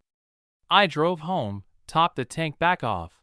I'd used about 13 gallons, and I've got a thing about round numbers. And then, instead of parking, I hooked the 2 tankers back up to the fortress, the way I'd towed them home in the first place. Then I climbed in next to Vera and put my hand on the wheel. "Can you draw faster?" I asked. "I think our time's running short." She raised an eyebrow. "You're going on the offensive." "More or less." And I laid it out. We wouldn't bother with a gas station, even though I could take it 10 times out of 10. That'd just ring a bell and warn Tiger. Those 2 carloads had died before they could phone anything in. So before Tiger smelled a problem, we'd run a back route I had on the map, straight downtown, and put the fortress through the front door of his nest. Topple him, take the tech park, gather what I needed. And the reason I needed her done fast. Downtown would be full of survivors, real ones, and the moment Tiger fell they'd become my problem. I'm not cold-blooded. I wasn't going to chain them up the way he had. But I'm no saint either. The thing I can't stand is people hanging their hopes on me. At most I'd let some of them help dig up materials, pay them in supplies, and go. I towed the tankers because I wasn't planning to come back, grab the materials, then drive straight for that biggest steel mill on the far side, and upgrade in peace. 1 truck, 1 dog, 2 people, nobody hanging on. She found the holes in it. We didn't know Tiger's firepower, didn't know if he had a hidden card, and she wanted him taken alive, for her brother and her photo. But sitting still just meant he found us on his schedule instead of ours, and she knew it. She agreed. All she asked was a stretch of quiet to compress a week of work into 4 or 5 days. I gave her my bedroom for it. Tiger's mine to deal with, I told her, closing the door. Whatever happens out here, in there you're safe. She put a hand against the door before it shut. Hesitated. Then, awkward, not like her at all, "There's one more thing I'd ask you, if it's possible. Find out where my brother's body went. Get my family back from that photo. It matters to me more than I can say." And that was a hard one, because finding those things meant taking Tiger alive. And taking a man alive means getting out of the fortress, and getting out of the fortress is where people die. I didn't answer fast enough, and she dropped her eyes and put the cold back on like a coat. "Never mind," she said. "I know it's not important to you, and it's a real risk." That was selfish of me. But I'd seen that exact face before, on myself, on my first real mission, scared out of my skin and playing it like a veteran so nobody would see. She was doing the same thing. Terrified, acting carved from ice. I rubbed the back of my neck and cut her off before she finished talking herself out of it. I hear you, I said. If I get the chance, I'll find out. I promise. She looked up like she didn't believe it, and then something in her shoulders let go, and she said thank you, and that she wouldn't let me down. I shut the door and left her to it. Sam tried to bark at the closed bedroom, his master's den, off limits to strangers, and I thumped his head and told him to leave the lady be, and he wilted and then bounced right back when I called him up front. He kept twisting around to look mournfully at the shut door the whole way to the cab. I picked a road off the map almost nobody used. A dirt track, muddy, threading past a few half-abandoned villages, the kind of route only over-tall campers and off-road junkies ever ran. Now it was mine. I rolled out, checked the tankers were riding clean behind me, and followed the line. Navigating that white nothing without a working map was slow, ugly work, landmark to landmark. And I was hunting for somewhere to stash those two tankers, because in a real fight they'd be an anchor around my neck. The cold was still brutal, the snow still deep, and I didn't see a single living thing the whole way. Whatever this was, it had gutted the animals as hard as the people. A tiny village came up off the route. Demolition houses, nobody home, buried in untouched snow. Perfect. I towed the tankers deep into it, snowfield at their backs and a pinched little road in front, where nobody'd find them unless they already knew. I ran the thermal first, nothing alive inside half a mile, and only then did I bring Sam down for his first run outside since the world ended. He hit the cold and shook like a leaf, then forgot all about it the second he started bounding through the drifts, a big black ball of joy. A dog that size needs to run or it loses its mind, so I let him. While he tore around, I unhooked the tankers, double-checked the chain holding the two of them together, and whistled him back in. He came rocketing across the snow, shook off, and we drove on. Downtown was maybe half a day out. I wanted to hit it at night, so I took my time, and at dusk the tech park crept up on the map, and the whole world around it sat dead and silent. No residents, no guards in sight, every street under snow, quiet as Silent Hill. No people meant Tiger had rounded them all up. No guards in the open meant his nest itself was the wall. The one flaw my fortress has is that it's enormous and impossible to miss. You don't sneak 46 feet of black steel anywhere. So I wasn't going to sneak. I was going to come through the front at full speed and catch every one of them flat-footed. I parked and waited for the hour when people's guard drops lowest. 1:30 in the morning. Guards just rotated, half asleep on a fresh shift, and even a paranoid man tends to be unconscious at 1:30. I pulled a bottle of ice water out of the fridge and drank it down cold to sharpen myself up, switched to electric to keep quiet, and rolled the last 20 minutes through the dark with no headlights, navigating on thermal and the infrared cameras alone, the whole world around the fortress laid out clean on my screens. The dense knot of red dots came up. I zoomed a camera in. Big men in heavy coats, machetes on their belts, not one gun among them. Tiger kept the guns close, I figured. A man who claws his way up knows that whoever holds the firepower holds the throne, and he wasn't about to arm the people standing watch in the cold. They'd thrown up tall steel barricades across the park's open gate, scavenged or welded in a hurry. Solid enough to stop a sedan cold. They were not facing a sedan. The men at the gate were yawning, swapping filth to stay awake, none of them believing for 1 second that anybody alive would dare drive up to Tiger's house. So they never saw the thing sitting in the dark, watching them. I drank off the last of the water, switched the engine over, and the fortress roared awake like a bomb going off in all that silence. They came up out of their stupor clawing for their machetes. The blades were halfway clear when I dropped it into gas, mashed the throttle, and the fortress hit the gate. The front men went under the tires like mud. The steel barricades, solid enough to kill a car, flew off into the dark like wet cardboard. The few guards still alive gave up entirely and ran for the inside, screaming for everyone to run, like there was anything in there that would help them. The noise woke the whole park. Tiger's armed men, his real crew, the only ones with rifles, billeted in a tall building beside the gate, boiled out and got their first look at the monster sitting in their yard and just stopped, every one of them, with the same thought on their faces. That was the effect I'd paid for. I'd worn a real uniform and stood in real formations, and this gang of street corner nobodies playing soldier was, to me, just embarrassing. I drove into them. They scattered like spooked animals. One or two brave ones stood and emptied rifles into my glass, my body, and did nothing at all, and when they finally understood that nothing was going to work, I ran them down without slowing.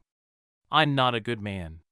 The army made me a hard one, and I've never lost sleep over killing the kind of people who do what these people did. The quiet snow night filled up with screaming, and I knew Tiger could hear every bit of it. I wanted to see what the big bad warlord had left. I knew the shape of him already. 8 had given us that much back at the store. The city's biggest gangster once. A sweep that put him away, blood on him, the people up top who'd protected him gone, a death sentence waiting. Then the locks failed when the world did, and he led the riot, took the police armory, and made himself king of the ruins. Women, men, supplies, all his. He'd figured the good days would run a while yet. He had not figured on me. I rammed the building his shooters had come out of, put a hole in its base big enough to make it lean and groan. The mechanic logged the impact at under 2%, basically nothing, and as I backed out to drive deeper, an armed pack came pouring from the building behind it, and at the head of it was the man himself. I knew him on sight. Some people give off a thing you can read across a parking lot, and his was pure menace. Bulletproof vest, riot helmet, a pistol on each hip, an ammo bag, a rifle up. His men kid the same. He saw that the thing tearing his kingdom apart was a truck, and he went from stunned to murderous in a blink, all his end times empire, breached by a truck. Skinned him alive, he bellowed. His men hosed the fortress down with rifle fire, and did nothing. I didn't even look at them. I thumbed the cannons. 2 barrels built themselves out of the nose.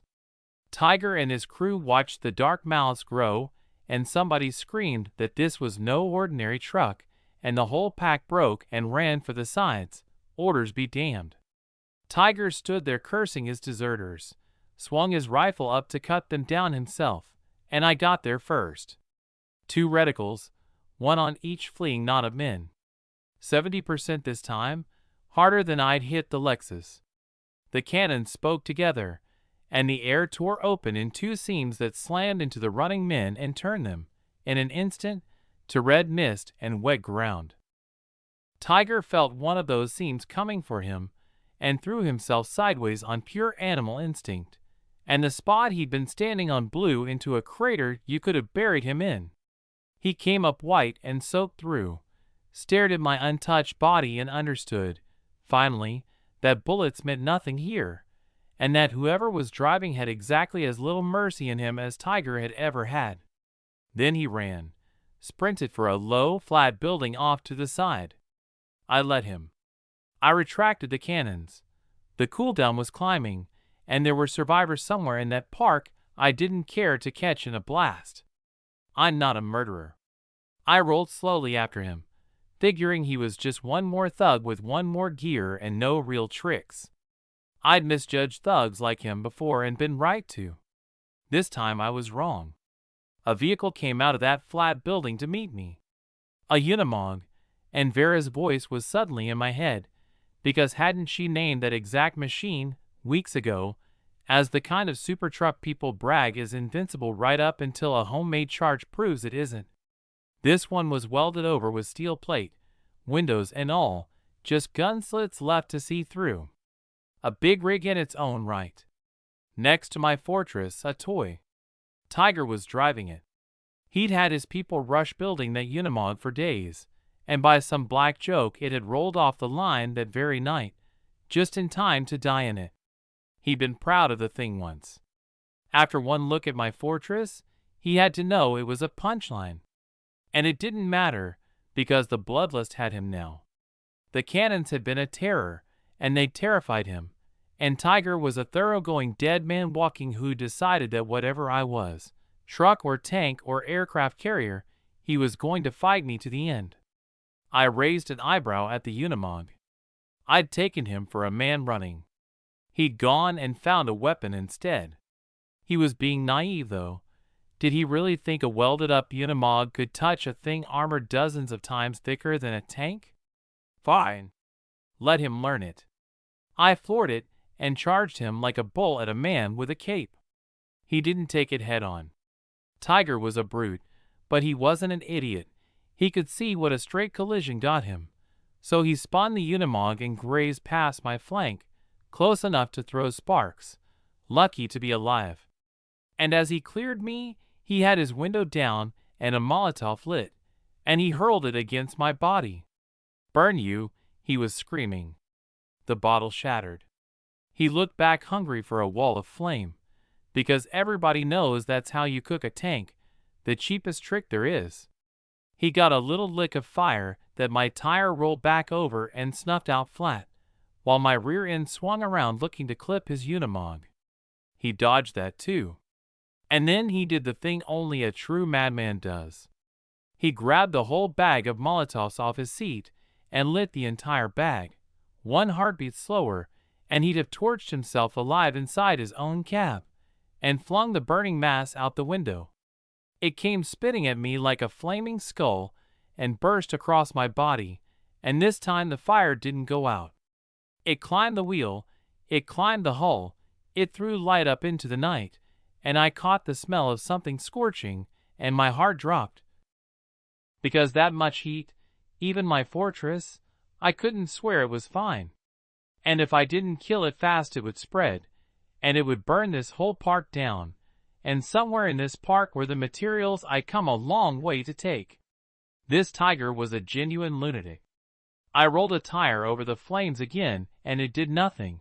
A little fire the fortress eats, a bonfire it can't. The fire grew.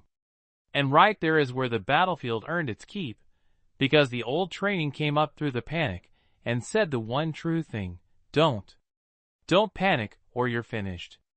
I made myself cold and thought it through. Molotovs murder tanks for specific reasons. The tracks run on elastic suspension that heat ruins, killing the tank's legs. The old riveted hulls seal badly, so burning fuel runs down through the seams and lights the crew compartment. Lubricants sweep to the surface and catch, and sometimes the whole thing goes up. And the engine needs to breathe, so it has vents, and a Molotov down a vent cooks the motor dead. For ways to burn a tank. My fortress only had the last one, vents, and there was no telling if a single bottle had even found them. Which meant I could ignore the fire and put every ounce of attention back on Tiger. I whipped the fortress around through the flames and brought the nose back onto the Unimog. He was already flat out, trying to outrun the blaze he'd set, and I was not about to let him. I'd wanted him alive, for Vera, for her brother and her photo. But he'd come at me bent on dying and taking me with him, and at a moment like that there's no such thing as alive.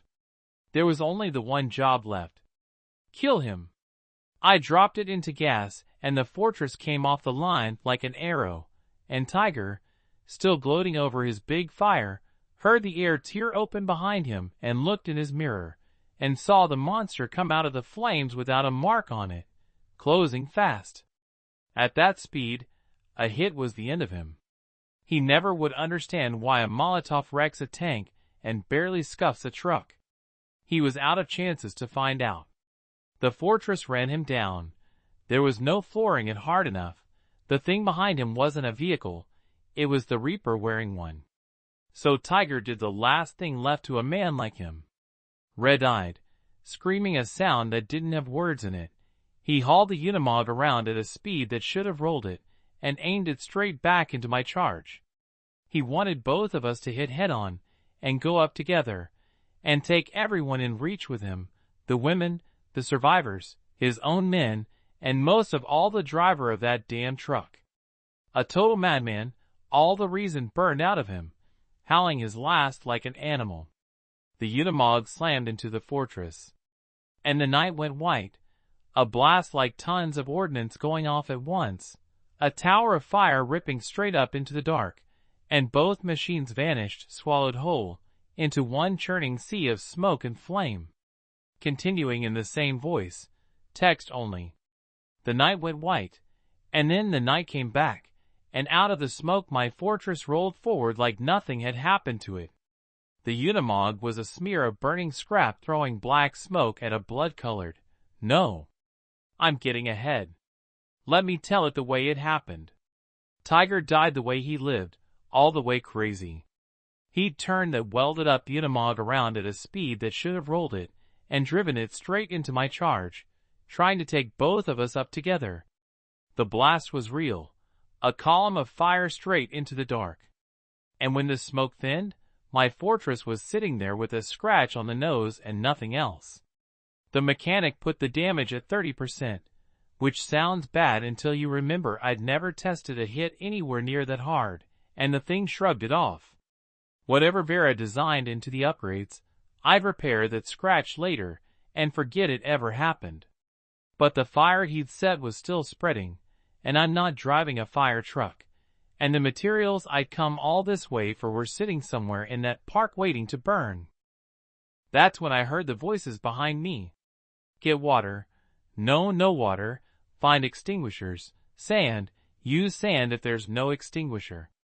A deep voice running the show, and on my camera is a crowd of men pouring out to fight the fire. Not Tiger's people.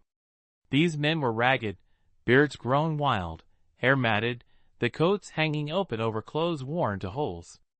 They moved fast and together, the big one hauling sand alongside them. They were helping me whether they meant to or not, so I backed the fortress off to give them room, and I stayed in it, because I had seen the pistols on their belts, and I wasn't about to climb out into a crowd I couldn't read. I sat there, and tapped the wheel and waited while they fought it, all the way from the dead of night to almost dawn, and finally the fire went out. Half that fancy tech park was a scorched ruin. You'd never believe one night could do it. When it was done I rolled up to talk, and the whole crowd raised their pistols at once. Then the big one threw his gun down in the snow, put both hands up, and shouted that they were survivors, that whoever was in the truck had started the riot that set them free, and they were grateful, and would I come out and talk. No harm meant.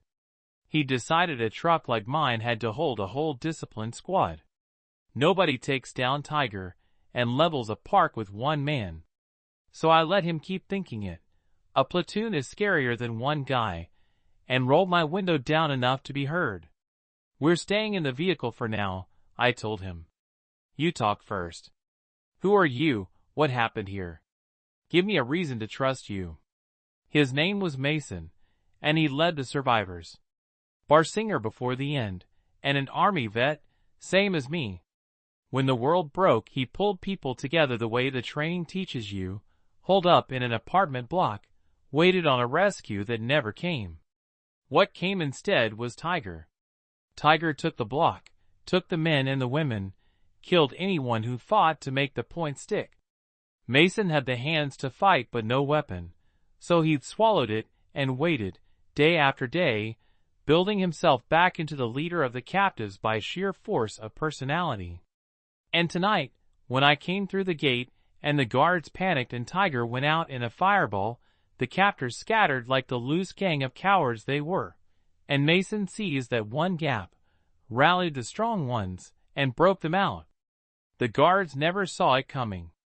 People they treated like insects turned out to be holding the last gamble of their lives, and they all bet at once.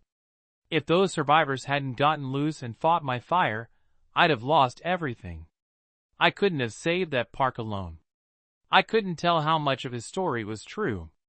But as long as I stayed in the fortress and they couldn't read me, I was safe. So I made a show of it, told him to have his men drop every gun in the snow first. Then I opened the cannons back up, watched their faces go white as the two barrels built themselves out of the nose, slung the air gun and the laser blade and a few cartons of cigarettes on me, and took Sam by the leash. Sam's grown into something now. People crossed the street for him. Mason's whole crowd flinched when he came down the steps, which was the point. Mason started toward me to make nice, and Sam peeled his lips back and gave him a look that said don't, and Mason laughed it off and got down to business. I gave him a half-true version of myself, kept up the lie that there were others in the truck, said I'd hit Tiger for revenge. He bought it. Then he made his pitch, the one I'd seen coming. A crew with firepower like ours, why not stay, help rebuild after the end? The radio's right, he said. The government's done with us. We've only got each other now. But I didn't build a fortress to share it. I built it to survive alone. There was already one more person than the plan called for. I turned him down flat. We've got our own road, I said. This is just a stop on it. Then, the question that mattered, your guards, the ones you fought, did you kill them all or keep any breathing? I need to ask them something. Dead, Mason said. All of them. Killers like that, you don't keep alive. But ask us, he added. We were the first ones taken. Whatever those animals did, we saw it. So I tried. You know if they hauled away any dead bodies? His face shut like a door. I know, he said. But tell me why you're asking first. I had no reason to hide it. There's someone with me, I said. Her safe room got stripped, and her little brother's body disappeared out of it. Had to be these people. He went quiet a long time. The men around him looked at the ground. I'm not a patient man about that kind of thing. I told him to just say it. He knows or he doesn't. I know, he said. I'm afraid she won't be able to live with the answer. She just wants an answer, I said. So he turned and walked, and we followed him through one of the buildings, past a floor scattered with fresh corpses, tigers just killed thugs, and past survivors huddled in every corner. Women and children mostly. No old people. No men. I clocked that and didn't understand it yet. They watched Mason go by with eyes full of something complicated I couldn't name. And the deeper we went, the warmer it got, and under the warmth came a smell. Rot. Not the fresh dead on the floor. Something that had been piling up a long time. We came out the far side into an open yard, and I stopped dead in the doorway. The whole space was strewn with garbage and rag clothes and, in among it, bodies. Heaped on each other like meat at a slaughterhouse. Every scrap of human dignity gone.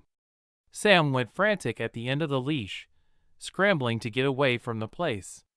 And in the center of all of it stood a huge furnace, roaring, crackling, throwing off enough heat that you could stand out there in the snowfield without a coat. I understood before Mason said a word. See it, Mason said, pointing, his face twisted like he hated standing there. Your friend's brother. He might be in this dump, somewhere, dried out and rotting. Or, he said, he's already in the furnace. Fuel? Tiger built that furnace the night he took the city. At first just for heat. But fuel ran short, and fuel doesn't grow back, and there was one thing he could always get more of. So he started feeding it the dead, the people the cold had already killed, and then, when that wasn't enough, he turned his men loose to beat the old and the weak to death and feed them in two. That's why there were no old men in that building. They were already smoke. To Mason and the rest, that furnace was the whole shape of Tiger's evil, and they couldn't look at it without their faces going to pieces. I stood there and thought, if Vera learns this, it'll gut her. I still had the other half of her question, the photo. So I asked Mason where Tiger kept the supplies he stripped off people, and he pointed me to the building Tiger had lived in, the one place guarded harder than anywhere else. sandbags inside the doors, watch posts behind them. If I hadn't come through the wall in the fortress and caught them all flat-footed, no single man alive could have taken that building, and now I understood why Mason had been so sure I had an army. We climbed over the sandbags and started up, and halfway a knot of women came stumbling down and ran right into us. Reflex put my hand on the air gun and put Sam straight into one of them, knocking her flat, and the whole group dropped to their knees in the stairwell, faces gone from blank to terrified, sobbing, begging. "Please, we've got nothing, we just want to live." I read it off them, what Tiger had kept them for. I pulled Sam back and let Mason handle it, and there was still enough mercy in the man to do it gently. He told them Tiger was dead, the gang was wiped out, the survivors had the place now, and pointed at me like I was the one in charge. "Join us," he said. "I'm Mason. I run the survivors. We'll protect every one of you." And they threw themselves around him and wept, years of it coming out at once. And it was the kind of scene I have no idea what to do with, so I cut it off. "Enough," I said. "You're safe, that's what matters, and we've got things to do." They quieted and backed off, sniffling, and I caught myself measuring them against Vera and thinking she was the one built to last out here, not them. I asked the women if they'd lived close to Tiger. They had, every day, never let out of his sight. "So where," I asked, "did Tiger put the things he took off people?" "There's a locked room," one of them said, "for his most important things. He never left his belt. Anybody who so much as brushed that key got beaten half to death." I clicked my tongue. The key was scattered across a snowfield with the rest of Tiger. No key meant the hard way. They led us up to a door welded and bolted shut. I asked if any of them knew what was inside. Blank stares. None of them did. I put a boot to it. It didn't move. I waved everyone back, drew the laser blade, and took the door apart, handle first, hissing, a thin curl of white smoke, then the seams, then a kick that sent the whole thing flying inward. Mason swallowed hard, and I could see him filing me under Do Not Provoke. Inside, every face but mine lit up. It was a little armory. Tiger had stacked it floor to ceiling with guns, ammunition, body armor, and crates of long-shelf rations. Mason's men nearly bolted for the rifles. A gun out here is the right to defend your own life, and Mason stopped them, told them to let me take stock first. The guns and the armor I wanted. The rations I didn't. The fortress was packed. I tore the room apart corner to corner looking for the photo. It wasn't there. I asked the women whether Tiger had ever mentioned a photo, ever, and they thought hard and said no, never. Tiger was dead, his men were dead, and the trail to Vera's photo was dead with them. The one promise I couldn't keep. So I dealt with what I could. I kept up the lie, took more than half the armory and a stack of body armor, so Mason would keep believing my truck held a crew. Left him most of the rations, kept a little. He was thrilled. He'd assumed a force with our firepower would take the whole room. He offered to bring my people down to haul it, and to help me load it himself, and I turned both down and asked for a hand cart. The guns I'd put in the rear cargo hold, away from the living space. A stray spark in a sealed cabin full of fuel and ammo, and I'd have torched everything I owned. The hold was big and safe, no worry there. I carted it all over myself, and by the time the armory was empty, the night was gone, and it was 7, 8 in the morning. Mason wanted me to stay for breakfast, look the place over, rest. I said no and went back to the fortress, because that was the only place that ever felt safe. The second Sam and I were aboard, a whole night of being wound-tight crashed down on me. I yawned, ate something, showered, and fell asleep sitting up in the living module. I don't know how long I was out before a voice was saying my name. Cole. And I came off the seat with the air gun already up and pointed at Vera. "You're supposed to be sealed and drawing," I said, lowering it.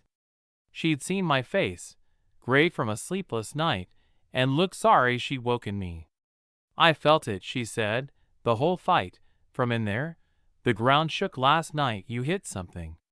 She handed me the finished blueprint while she said it, and I forgot to be tired. The design was flawless.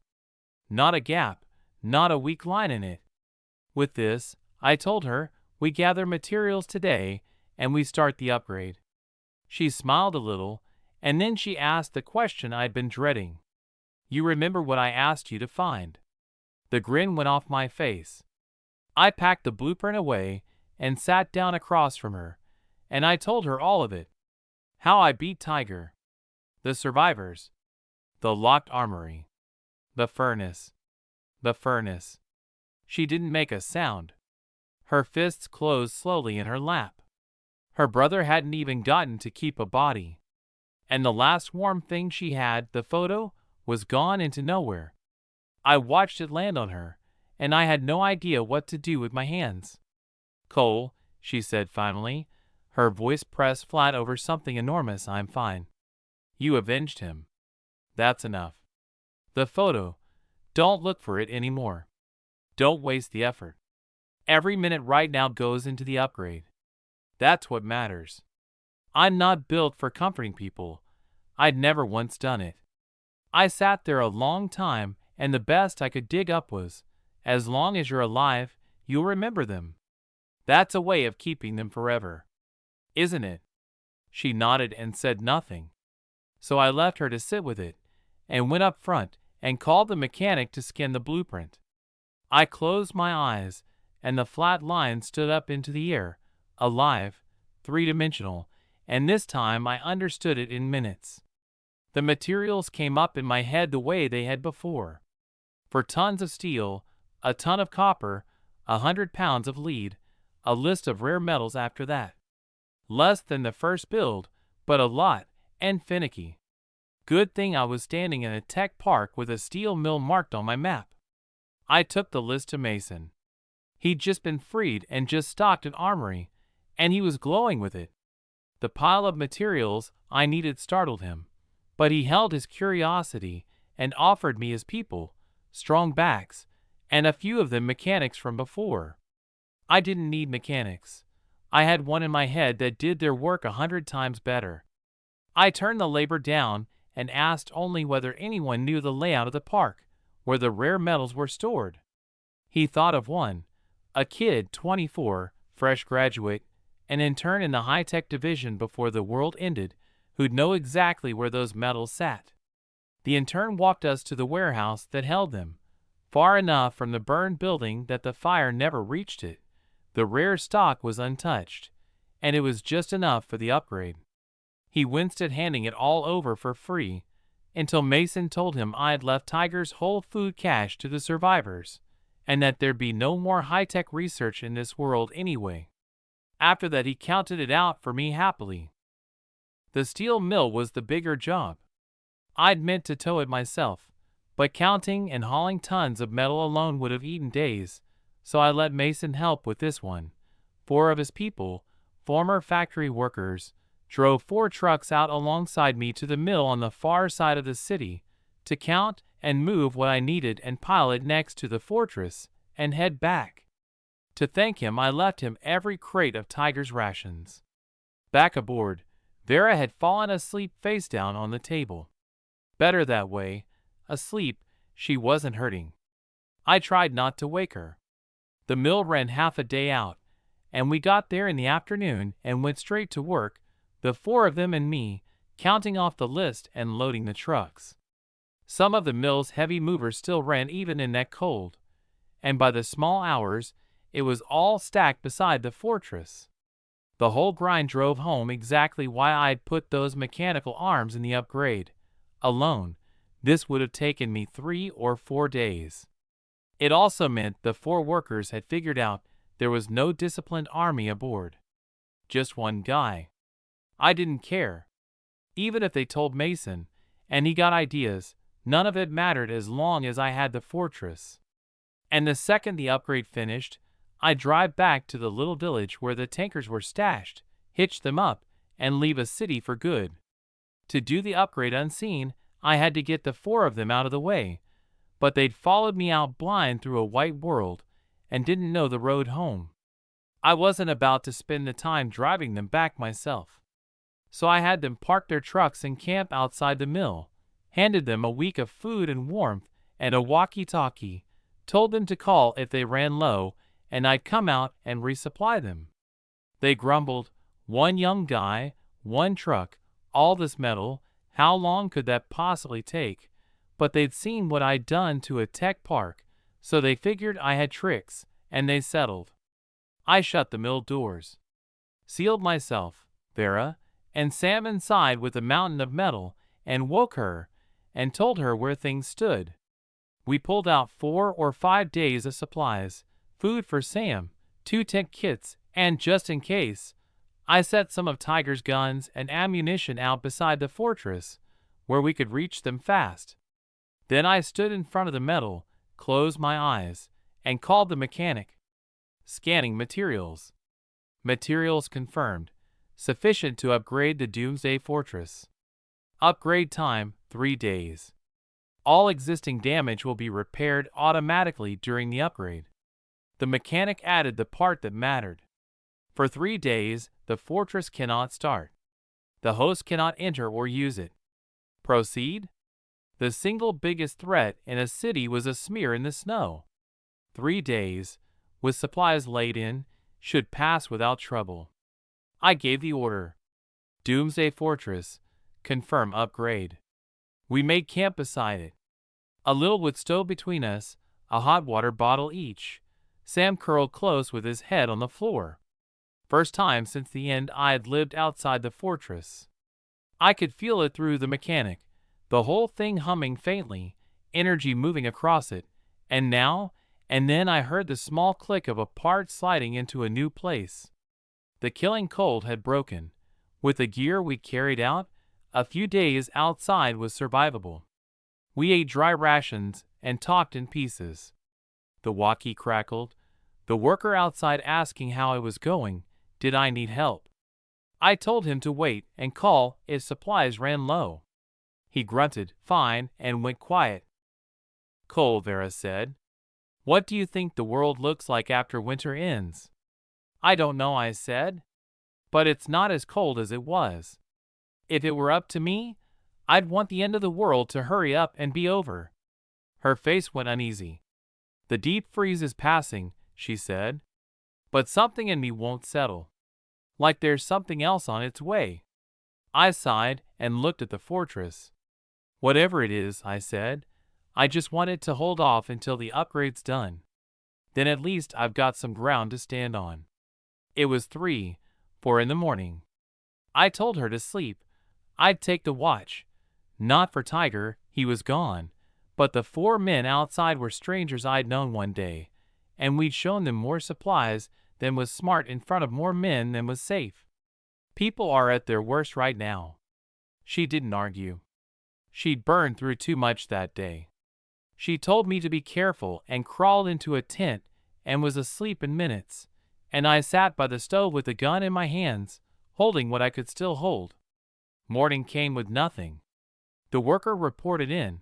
No snow, no fresh cold, just a low gray sky and a heavy, close, stuffy feeling in the air that made you want to crawl out of your own skin. Wait a few more days, I told him. Call the second anything's wrong. I hadn't slept, and 2 nights of it showed on me. Vera was up. She wanted me to rest. I wouldn't. Until that fortress finished, I couldn't eat or sleep right.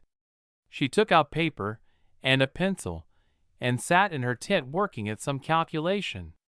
I was bored, so I dug a book out of the supplies, a survival guide I'd bought way back and never once opened. Most of it I already knew, off the forums or out of the army, and I knew it deeper than the page did. But there was one chapter that listed something I had always thought was idiotic. Biological mutation. The dead rising. Zombies. I thought it was garbage. Zombies, of all things, the dumbest threat there is. The army and modern firepower aren't a joke. A thing like that is still flesh and bone, and one shell clears a crowd of them. To think that could end the human race was an insult to everything people had built. The only things that could actually finish us, I was sure, were a bigger technology than ours, or a natural disaster nobody could see coming or stop. So I tossed the book aside as a worthless brick, tucked a pistol against me, looked over toward Vera, and let my mind go blank. I don't know how long I drifted. Then Sam, who'd been lazily wagging on the floor, shot to his feet. He came up snarling, fangs bared, eyes fixed on the lock mill doors, like there was an enemy on the other side. Then he threw his head back and howled, a sound I'd never heard out of him. It yanked me out of my head. Sam. Sam. He didn't answer, just kept that vicious stare on the doors and howled. And then the walkie crackled, and I had it to my ear before the man could even get a word out. "Hey," he said, and his voice was shaking so badly he could barely form it. "Hey, do you know what time it is right now?" I checked my watch. 1:30 in the afternoon. "It's 1:30, I said. "Why?" Outside it just went dark," he said, and he sounded like he was crying. "The moon." "The moon?" "The moon came up." "What about the moon?" I snapped. "Say it clearly." The walkie dissolved into static. Nothing but the hiss. Vera had her head up now, eyes on mine. Sam was still howling at the door. I swallowed and tightened my grip on the gun. "Vera, can you shoot?" She shook her head. "Only the theory. Never fired one." I pressed the pistol into her hands. "It's chambered. Anything goes wrong, you shoot. And keep your finger off the trigger until you mean it. Off, completely, or you'll be so scared you'll put a round in yourself." I said it twice fast, every safety point I could pack in. Then, "Wait here. Sam and I are going to look." She wanted to come. I didn't give her the chance to ask. I took Sam to the doors, slid the pistol and the air gun into my belt, and pulled the door open just high enough for the dog to clear it, low enough that I could duck back in and seal it if I had to. Sam went under it howling. I fixed the door at that height, drew the pistol, and followed him out. And I understood, the second I was standing in it, exactly why those men had been so afraid. It wasn't day anymore. It was night. 1:30 in the afternoon, and full black night. But the dark wasn't the worst of it. The whole sky was the color of blood, a wrong, sick red, like God had opened a vein over the world. And dead center, swollen huge and low, hung the moon. If you could even call it that. Red as a bloodshot eye, bigger than any moon I'd ever seen, pressing down out of the sky like a mountain about to fall. My chest seized. My legs were shaking. The hand on the gun wouldn't hold still. My head filled with a flat ringing hum, and Sam's howling went far away, like it was happening to someone else, in another room, behind glass. "Sam," I said, and no sound came out. My mouth opened and closed. I had the feeling something was reaching into my skull and pulling, and that in one more second I'd simply stop. Then screaming toward the air beside me and dragged me back. It was the 4 men. Sprawled in the snow, clawing their own clothes off, raking their nails down their own skin until it tore open and the flesh showed under it, screaming and vomiting blood across the snow, red on red. They heard me, and their heads turned toward me at once, and their eyes. I'd never seen eyes that cold on a living thing. They crawled at me, dragging themselves through the snow, moaning the same words. "It hurts, it hurts. Something inside is splitting open." I backed up and leveled the gun. "Don't come closer." Every instinct I had was screaming that I could not let these men touch me. They retched up another mouthful, and this time the blood was black, black as ink, and the second it hit the snow it moved. It pulled itself together, growing a skin of tiny crawling tendrils, alive. I shot it on reflex, and it hissed and flashed into white vapor, and was gone. The ground beneath it pitted like acid had eaten it. Then Sam blew past me. One of the men had nearly reached my feet, and the dog took him down. The man twisted his own head a full half-turn around, and went at Sam like one animal at another. The other three were on me. And their faces? The skin had rotted off, muscle showing under it, every vein turned black and standing out like coarse hair across the meat. Hurts? They slurred, and then the words dissolved into nothing but teeth clacking together. Zombies. The word I'd called garbage an hour ago. I'm a soldier. The freeze in me broke, and I did the one thing the movies taught me. Put the muzzle to the nearest one's head and blew it open. He dropped. So headshots worked. I dropped the other two, ran behind Sam, called him clear of the one he was fighting, and put a round through that one skull mid-lunge as it kicked up off the ground with its bones cracking. It went still. Go, I told Sam, and we ran for the mill, and I did not look up at that red sky again. I did not look at the moon. Vera was already coming to meet me when I crashed back through the door. I got it shut and slid down against it, dragging air. Don't come near me, I told her, almost shouted it, because I didn't know yet if I was about to turn into one of those things too.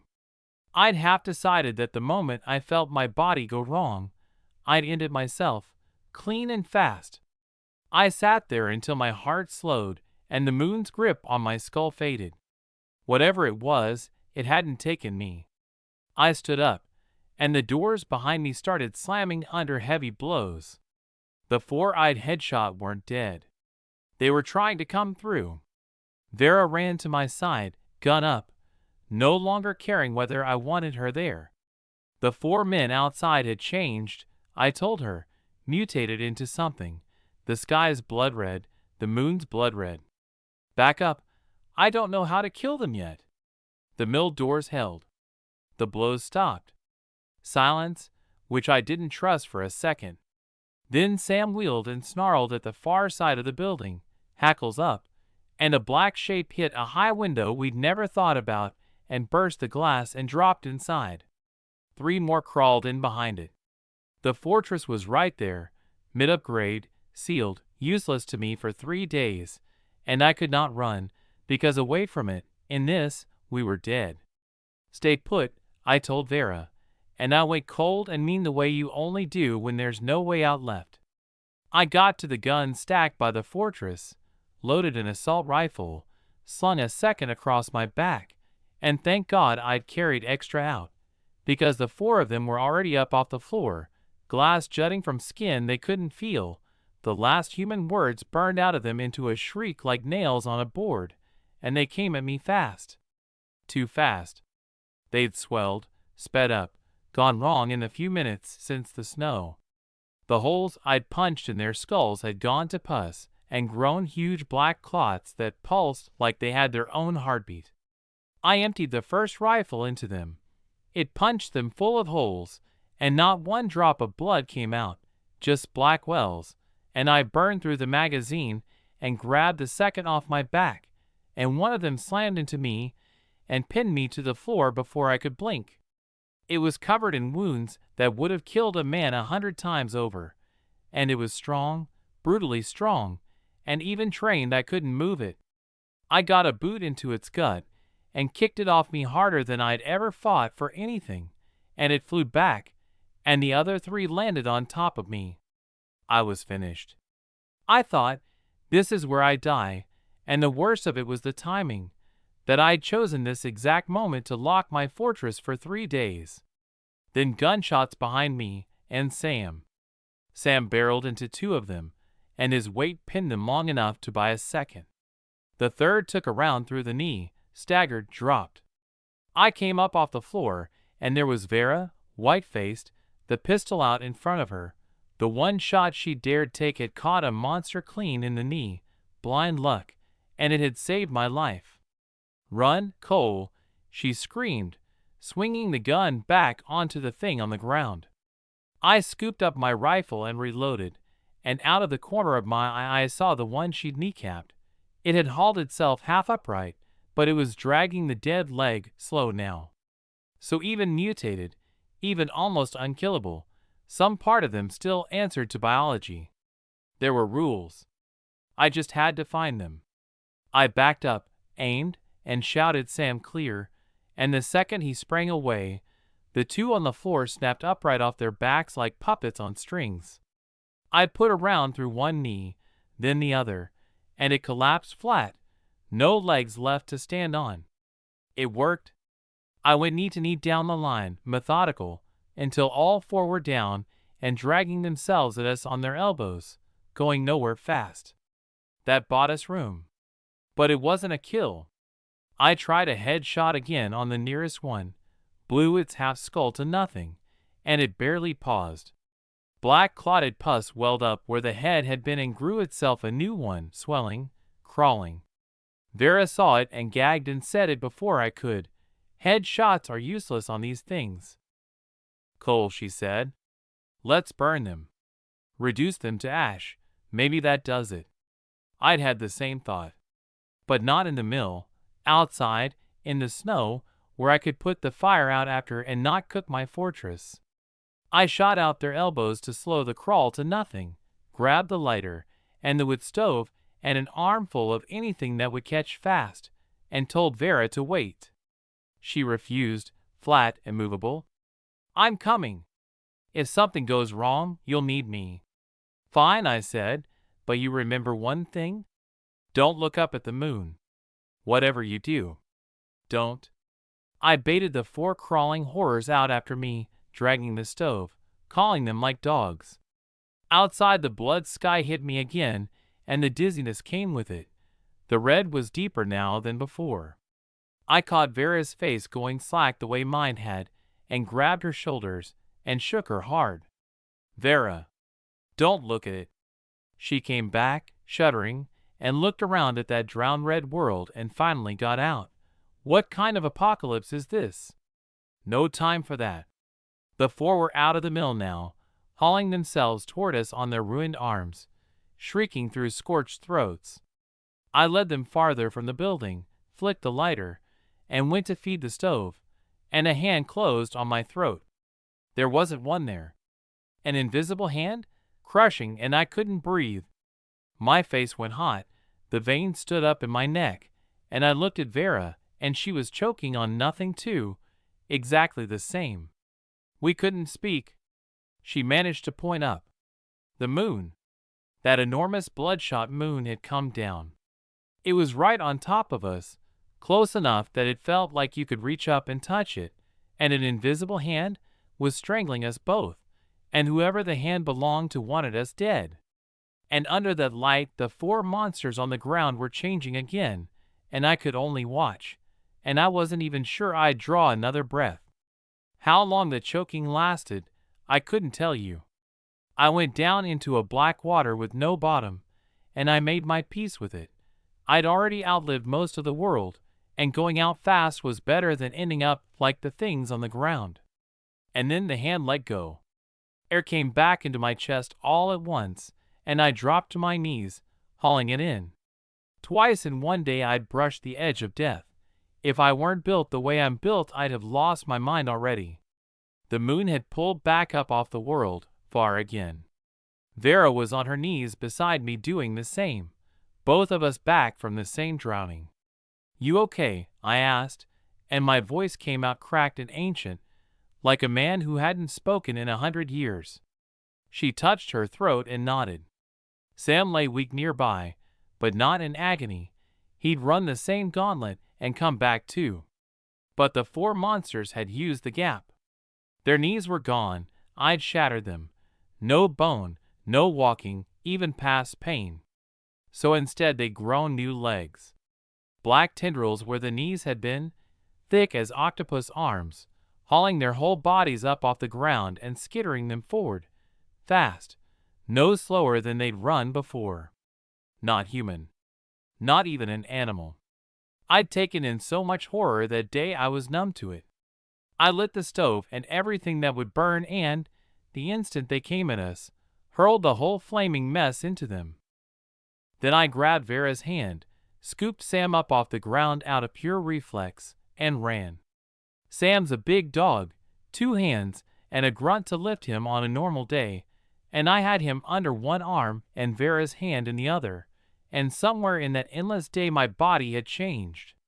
Not flight, nothing like a superpower. Just strength, nearly double what I'd had, my muscles answering like they belonged to someone bigger. I carried the dog one-armed and barely felt it. No time to wonder about it. Behind us, fire crackling, tendrils slapping the snow, and sounds no throat should make. I looked back. They were burning. I'd hit them dead on, and the fire did nothing. It ate the bloody rags off their bodies, and that was all. Their skin had gone black, and not the black of scorching. The black of blood, coating every inch of them.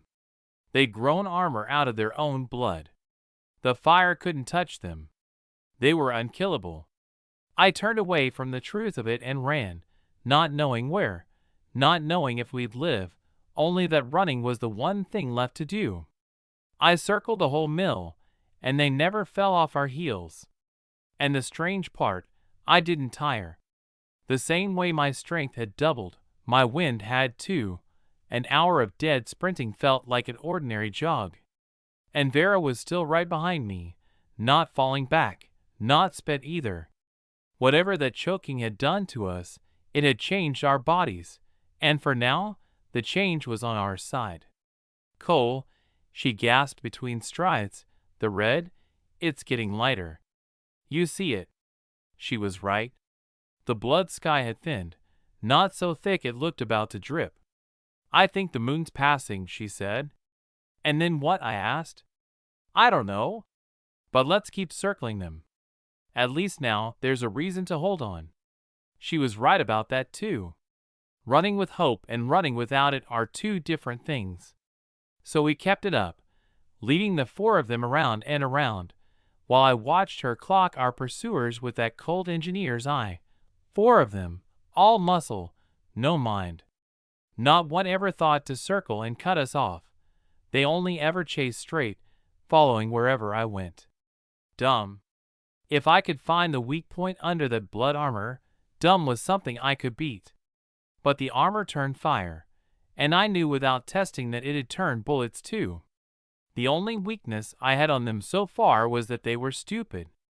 Everything was riding on daylight now, and on us not collapsing before it came. By the end I was nearly finished. Even changed, my legs were lead, worse than my first day of basic. Vera was worse off. Even with the new strength she was far behind me, gasping, running on autopilot, about to drop. I caught her before she fell, and she folded against my arm, and I hauled her up under it the way I had Sam, one in each arm running. The screaming closed in behind me, right at my back. The sky had bled down to a thin pink. I will not die here, I thought, and I threw my head back and roared at the dog and at the dark and at myself, move, and bit down so hard my own lips split, and I poured out what I had left, what felt like the last of my life, and pulled away from the hands that were already reaching for me. I was half blind. Something hot ran out of my nose. I didn't care. I held onto the 2 of them like it was carved into me, and would not let go. And it was over that last stretch, while I burned the bottom out of myself, that the blood knife finally passed. The pink went to fish-belly gray. Daybreak. The instant I saw it, I stopped. My legs went, and I went down with them. I cursed and thought, fine. Die then. I gave it everything. And the lights went out, and my skull filled with noise, and I dropped into the dark. Vera went down with me but stayed conscious. She got herself sitting, breathing hard, and the 4 monsters caught up. Hideous in the dawn light, every revolting detail of them laid bare. She sat there between me and Sam and faced them, and she didn't look afraid. If I have to die, she found herself thinking, dying next to Cole isn't the worst way. She shook the thought off as absurd and stared the things down cold. They reached for her, black slicked hands opening toward her face, and she closed her eyes, and her hand found mine and gripped it. The tearing pain never came. What came was the monster screaming. She opened her eyes. They'd pulled their hands back and clapped them over their own heads, clawing to block out the light, howling. The sun had cleared the horizon, and everywhere it touched that blood armor, the black went dry and dead as old wood, and flaked and fell. Beneath it their bodies came bare, a near transparent white, the organs faintly visible inside, threaded all over with black filament like a web sunk into the meat. And under the web, in each one's chest, a black heart, slamming twice, 3 times faster than a man's, fast enough to blur. The second she saw it, the idea was there. She raised the pistol, 7 rounds left, and lined up the nearest beating heart. Close as they were, even a beginner couldn't miss. She counted 3 to herself and squeezed, and the round went in clean, no resistance, dead into the heart. It burst like a sheet of glass. Black blood sprayed out like spilled ink, the white skin drank it dark, and the web threading the organs went dry and oxidized and withered all at once, shrinking back into the shattered heart like something dying from the root. The monster dropped and twitched and went still. The other 3 didn't even register their dead. They were still cowering from the sun, backing away, hunting for shade. Vera nudged the dead one with her foot to be sure, then lined up the next heart, and the last, close range, no misses, 3 shots, 3 down. They twitched and stopped. The danger broke, and she sagged where she sat. I was still out cold, 2 red lines running from my nose where I'd torn something running. Sam wriggled free from under my arm and pressed his head to me, and got no answer, and looked up at her, pitiful. She wiped the blood off my face and steadied the dog. Her own strength wasn't back. All she could do was sit a minute and breathe. While she did, she made herself study the dead one. She's no surgeon, and her medicine's thin, but she could see the root of it. Under everything, it was still a human corpse. A corpse drained of its blood and stitched back together out of wrong parts, ragged and incomplete, a doll come apart and badly resewn.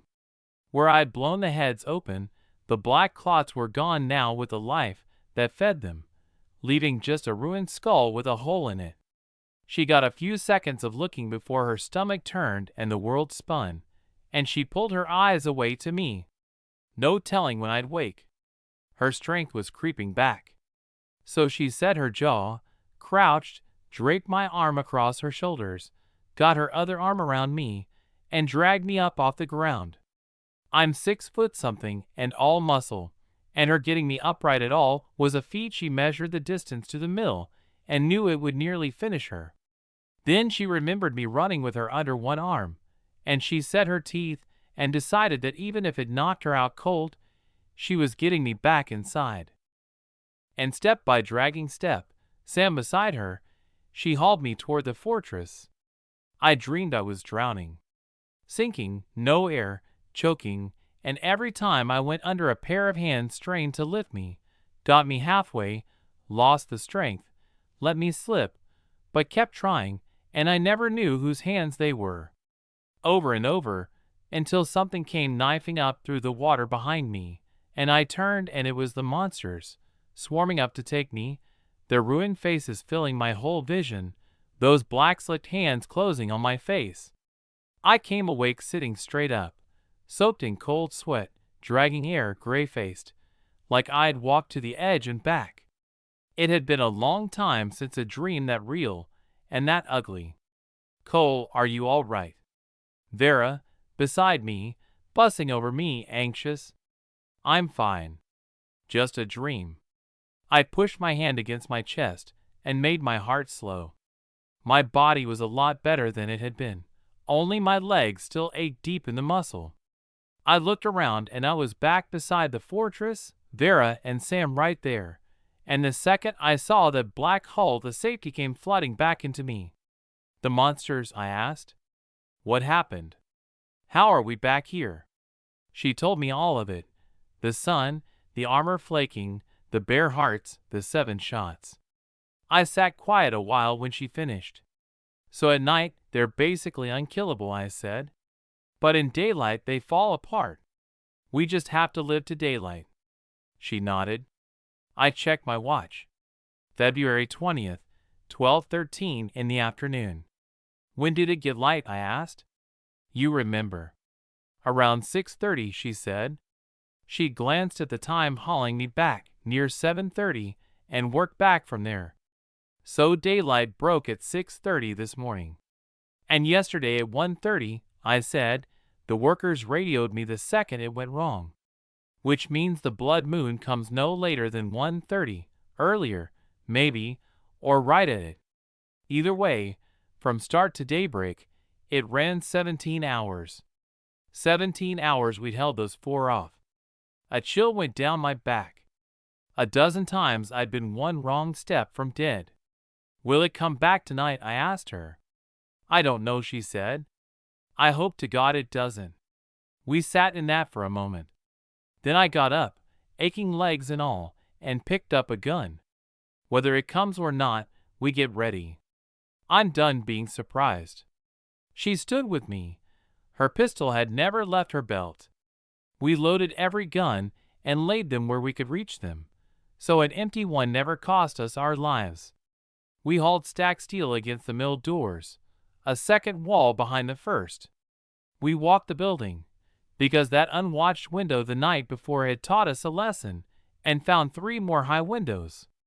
I roped up to one, hauled myself up on a strength that recovered faster now than it had any right to, and we barricaded 2 of the 3 with steel. The third we left, and I knotted a rope to its frame, our way out if it came to that. I had Veritest that she could climb it. She could. "Hold these 2, I told her, pointing at the rope window and the one the monster had smashed through, "and the rest will buy us time." We didn't eat. No stomach for it. 12:50. 40 minutes to 1:30. It was a long 40 minutes. The sky through the windows looked normal, clearer, even, than before the blood moon, a clean blue. Maybe it was nothing. But I looked at that blue and felt certain there was something terrible hiding behind it. I shivered and looked away. One more day. Get through today and tomorrow, and the fortress finishes, and with it finished, we're safe. I didn't know if Vera's new weapons would even bite on those things. But the armor was real and thick, and it would hold them off us.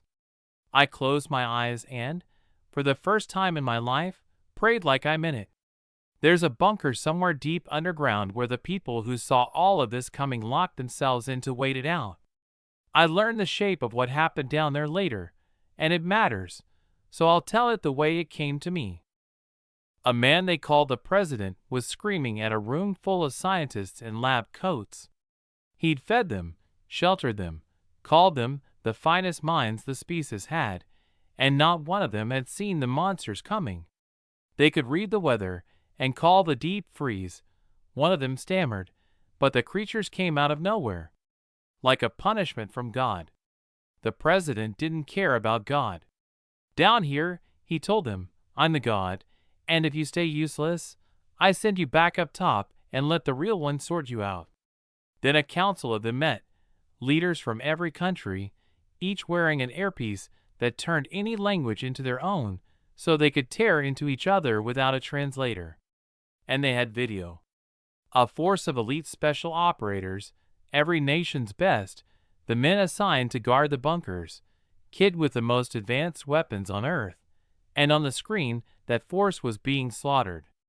Black armored monsters tore through them, and the gunfire did nothing. The line broke. They wheeled out a high-altitude flak gun, the kind you only use in a real war, the kind that can wreck a bunker's own defenses if you aim it wrong, and they fired it into the thickest part of the fighting. The screen whited out, then came back stuttering, and where the shell had hit there was a field of ash and torn bodies. And then a monster filled the lens. Black blood crawling over it like it was alive, and embedded in that armor, glinting, were rounds and rounds of spent bullets. That was the secret of why they couldn't be killed. The blood shell ate the gunfire and wore it. More of them came into frame, and went to work eating the dead off the ground, bone and all, uglier than any animal. Then, all at once, every one of them stopped, shuddered like something had called to them, and turned and fled the way they'd come, gone. The council watched the man whose country had been handed the job of prediction sweat through it, and then they gave him his orders. Find out why ordinary people turn into these things. Find out when the next ones come. Find out what kills them.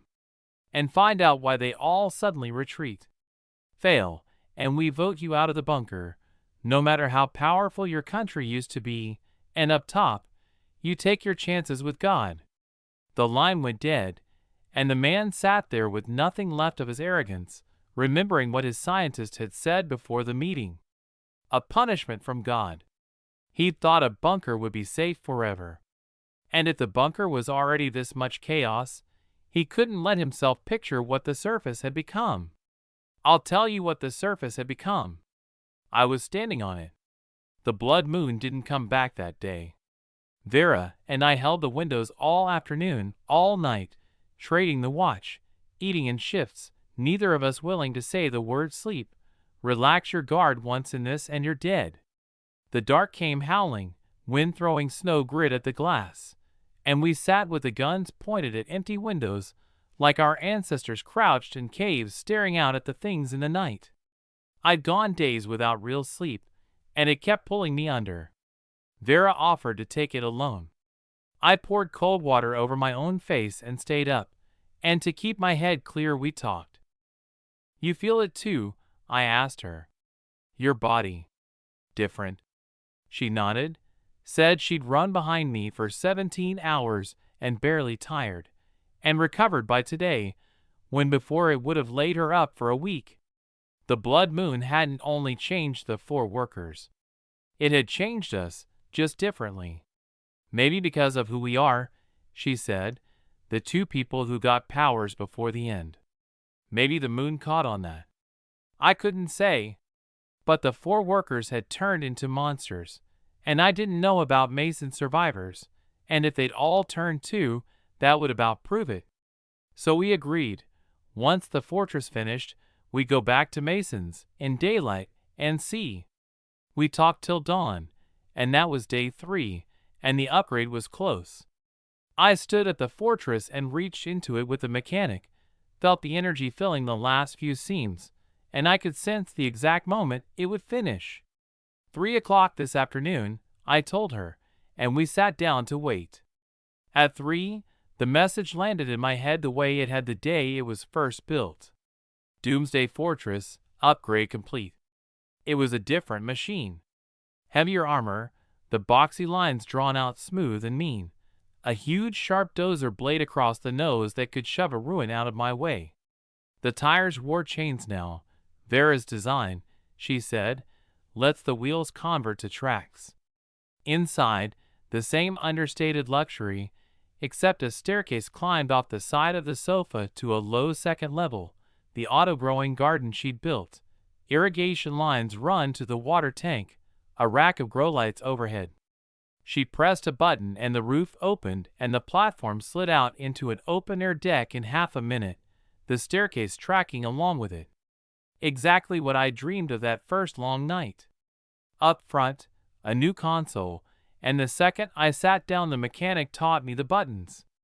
Gatlings hidden in the armor, saw teeth down the flanks, and the 2 great mechanical arms I'd wanted most, strong enough to clear the steel stacked in the doorway, strong enough to lift 2 or 3 times the fortress's own weight.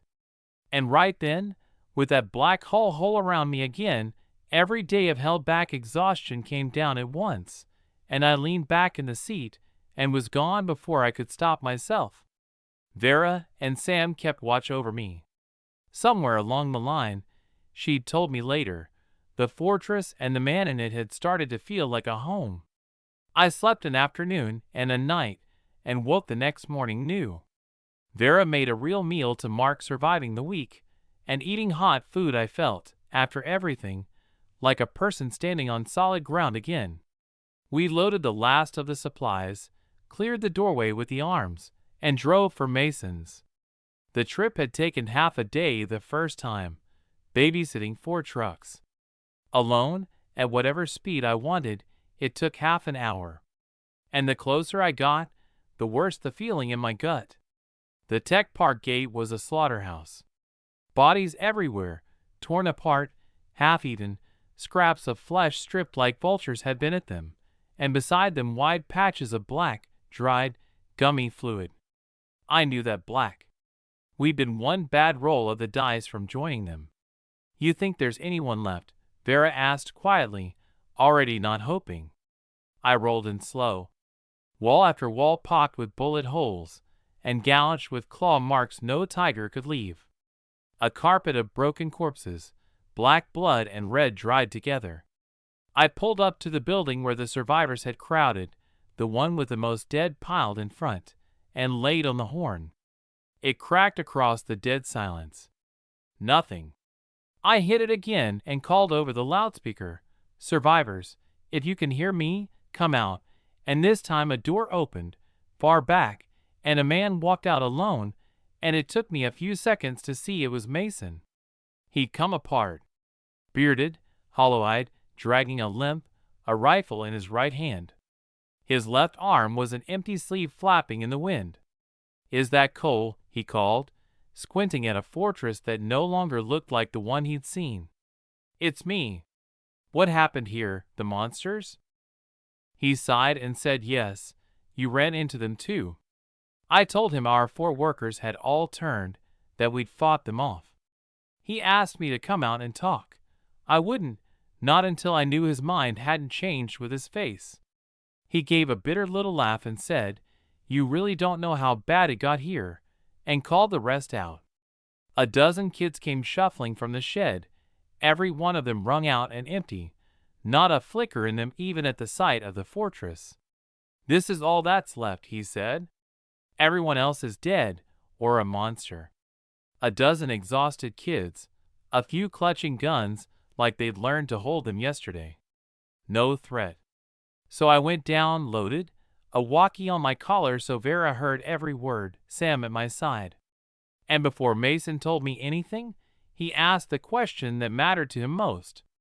"Anyone on your truck get scratched or bitten by them?" "No," I said. "Nobody hurt."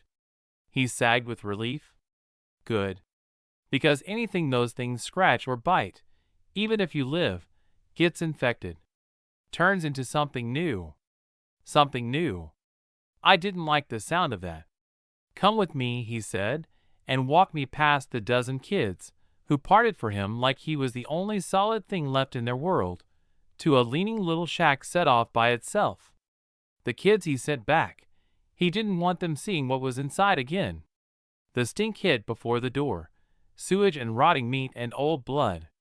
He unlocked it, handed me a medical mask soaked in alcohol, and asked, one last time, was I sure? "Whatever's in here might break you." I'd stared down the blood moon for hours. I told him to open it. Inside it was black and cold, colder than the snow outside, a cold that came from somewhere other than the air. In the dark I could hear a low, rusted metal moan. Mason asked if I was ready, and turned on the light. It was a surgery room, and on the table, chained and cuffed and strapped down with everything they had, was a thing that had stopped being a person. A mass of red swollen tissue, pustules over every inch of it venting little gouts of black mist. That was the smell. With rows of human-looking hands clawing at the empty air around the edges, and at the top, worst of all, a head. A red fleshy ball with a face crushed into it, moaning, and when it saw us it thrashed against the chains, and the pustules burst and grew back and burst again. Mason had already turned away. He cut the light, and the image vanished, and the sick weight lifted off my chest. "You see," he said. I saw. Outside, I breathed and looked at the fortress until the safety came back. "That thing used to be one of us," he said. "Scratched across the back, dying, but the monsters got distracted before they could eat him. So he's the only person we know of who fell into them and lived. We thought he was lucky. Days later he turned into that. We call him the Cursed One." "And your arm?" I asked. "A monster bit it," he said. "Tore it off. I walked his camp. Basics, a little of what I'd left them, a few guns, mostly knives and clubs. Food they had, a crowd's worth of supplies stretched across a dozen mouths, a month's cushion. It was weapons and walls they didn't have. The thought of these people holding monsters off with clubs for days put a strange respect in me. The monsters came at 7:30 each night, he said, and hid in dark buildings by 6:30 in the morning, and every night there were fewer survivors, until this was all that was left. It was 5 o'clock, an hour and a half to dark.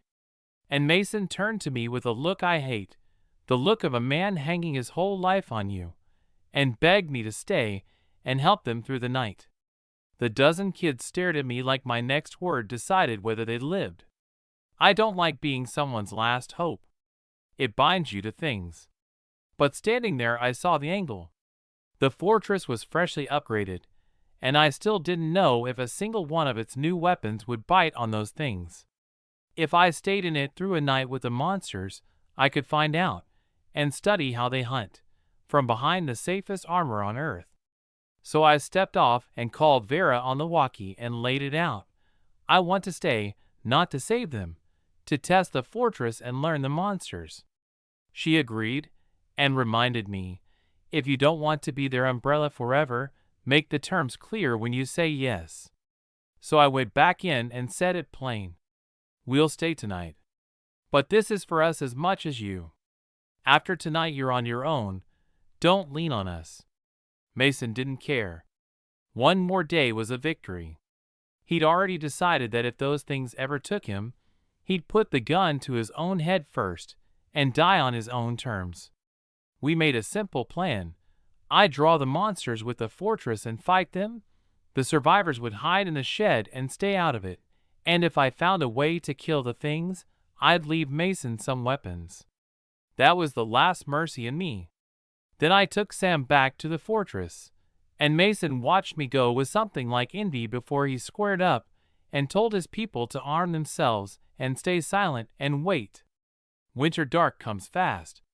7:15, black outside, the fortress the only warm light left. The kids in the shed shook. Mason, at the front, steadied them with his hand and faced the door, because I was the only hope they had. I had every camera up, watching. 7:30 on the dot, like an alarm God had set, the shapes came pouring out of the dark buildings. They were here.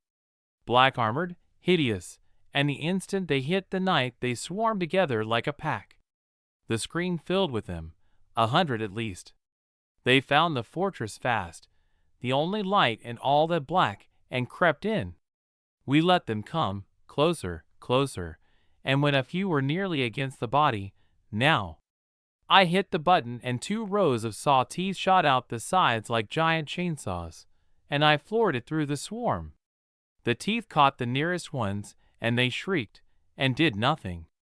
The same blood armor that 8 bullets shrugged off the saws. The impact just scattered them back a few steps.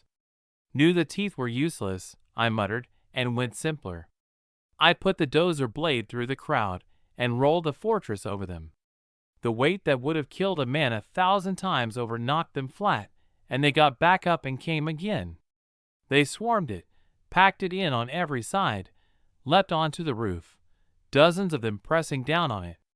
I reversed and rammed and reversed and rammed to shake them off, and the body held, the glass held, nothing they did touched us. But I couldn't touch them either, and that's a bad feeling, being the meat sealed in the can, helpless the second the can opens. And they kept piling under the chassis, more and more, until I started to think enough of them could heave the whole fortress over onto its side. I was reaching for the arms to fling them off when a scream tore across the camp from the shed, and it was not human. Not the survivors. It was the thing on the table. The cursed one. Loose and screaming. The monsters heard it like a call from kin, abandoned the fortress all at once, and went for the shed. Mason's people were still in there. I leaned on the horn to pull them back, and the horn was a gnat against that scream. The shed's flimsy barricade went down with a clatter of falling metal. I watched Mason haul his people up, shove them screaming out the back window toward the high fence. A few quick ones made it. A few didn't, and the monsters pouring in took them. The window was small, only wide enough for one monster at a time, and a couple of them jammed in it clawing. That bought a handful of seconds. Mason got the kids climbing, fired a round into the air to pull eyes onto himself, screamed "Come and get me," and ran straight for the shack where the cursed one had been caged. One hand on the gun, the empty sleeve streaming behind him like a banner. I knew exactly what he meant to do. The men I've respected most in my life are the ones with that kind of blood in them. "I'm getting you out," I said, and floored it after him. "Mason, go kill the screamer. I'll block your road." I whipped the fortress around behind him, sideways, a wall between him and the things chasing him, and put the arms out, knocking the monsters off him one by one. But the scream pulled them harder than my horn ever could, and Vera grabbed my sleeve. "Cole, am I imagining it? There's more of them. They're coming from farther out." The screen had doubled. They weren't just spilling out of the park's buildings now. They were streaming in from across the whole city. For a second it felt like every monster in a city was converging on us. I checked thermal. Nothing. The monsters didn't even register as warm. The screen was a beacon, and it was calling them home from everywhere. So I opened up. The Gatlings unfolded from all four corners, and I ran the two that wouldn't catch Mason, and put up a wall of fire that couldn't hurt them but could shove them back. And one monster, hanging behind the wall, leapt and clamped its jaws straight down onto a Gatling barrel, and dropped dead. Its armor went dry and dead, as if the sun had hit it. I didn't understand it. Vera did, half a second later, but wanted to be sure. Another one jumped the gun, opened its mouth on the barrel, and the rounds went down its throat, and it died exactly the same way. "Cole, I know their weakness," she said, gripping my hand, lit up. "That dawn, their hearts weren't armored. Shoot the heart, and they die instantly. At night the armor covers the outside, but the inside is still soft." Those two took rounds down the throat, and the throat runs straight to the heart. Don't fight the shell. Get inside it. It clicked for both of us at once. The line from me to the fortress through Vera's design let me steer a Gatling finer than any gunner alive. I aimed for their open, shrieking mouths and poured fire down them, and a dozen of the nearest dropped. But for every dozen down, 50 more shoved in. We needed Mason to kill the screamer. I found him on the camera just as a monster slipped out from under the chassis and went straight for his back. "Mason, behind you," I shouted over the loudspeaker. He was at the shack door. "Shoot it in the mouth, in the mouth." He spun as it reached him, and it caught him by the throat and lifted him off the ground and opened its jaws over his shoulder. And at the edge of blacking out, he fired up into its open mouth. Black blood sprayed over him. Something punched through inside it, and it went limp and dropped. He sat in the snow heaving, kicked the body to be sure, got up, and opened the shack. Inside, the stink worse than ever, the scream at point blank turning his vision white. He reached for the light, and something heavy came out of the dark and slammed into his skull, and the last thing he saw before he went down was a vast shape like a mountain of meat. The scream didn't stop. It got worse. And the shack door blew open, and the thing came out, the cursed one, but doubled in size since the afternoon, its rows of hands swollen into gnarled thick branches, its head deflated and crushed past anything human, just a black gaping screaming mouth. That was how it had snapped Mason's straps. It saw the fortress and charged, a red mountain of flesh, screaming. I reversed and put the nose on it and emptied a Gatling down its open mouth, and a wall of ordinary monsters threw themselves in front of it, took the rounds in their own bodies, and shielded it. The mindless swarm, suddenly organized, closing around the screamer like a moving fortress of its own.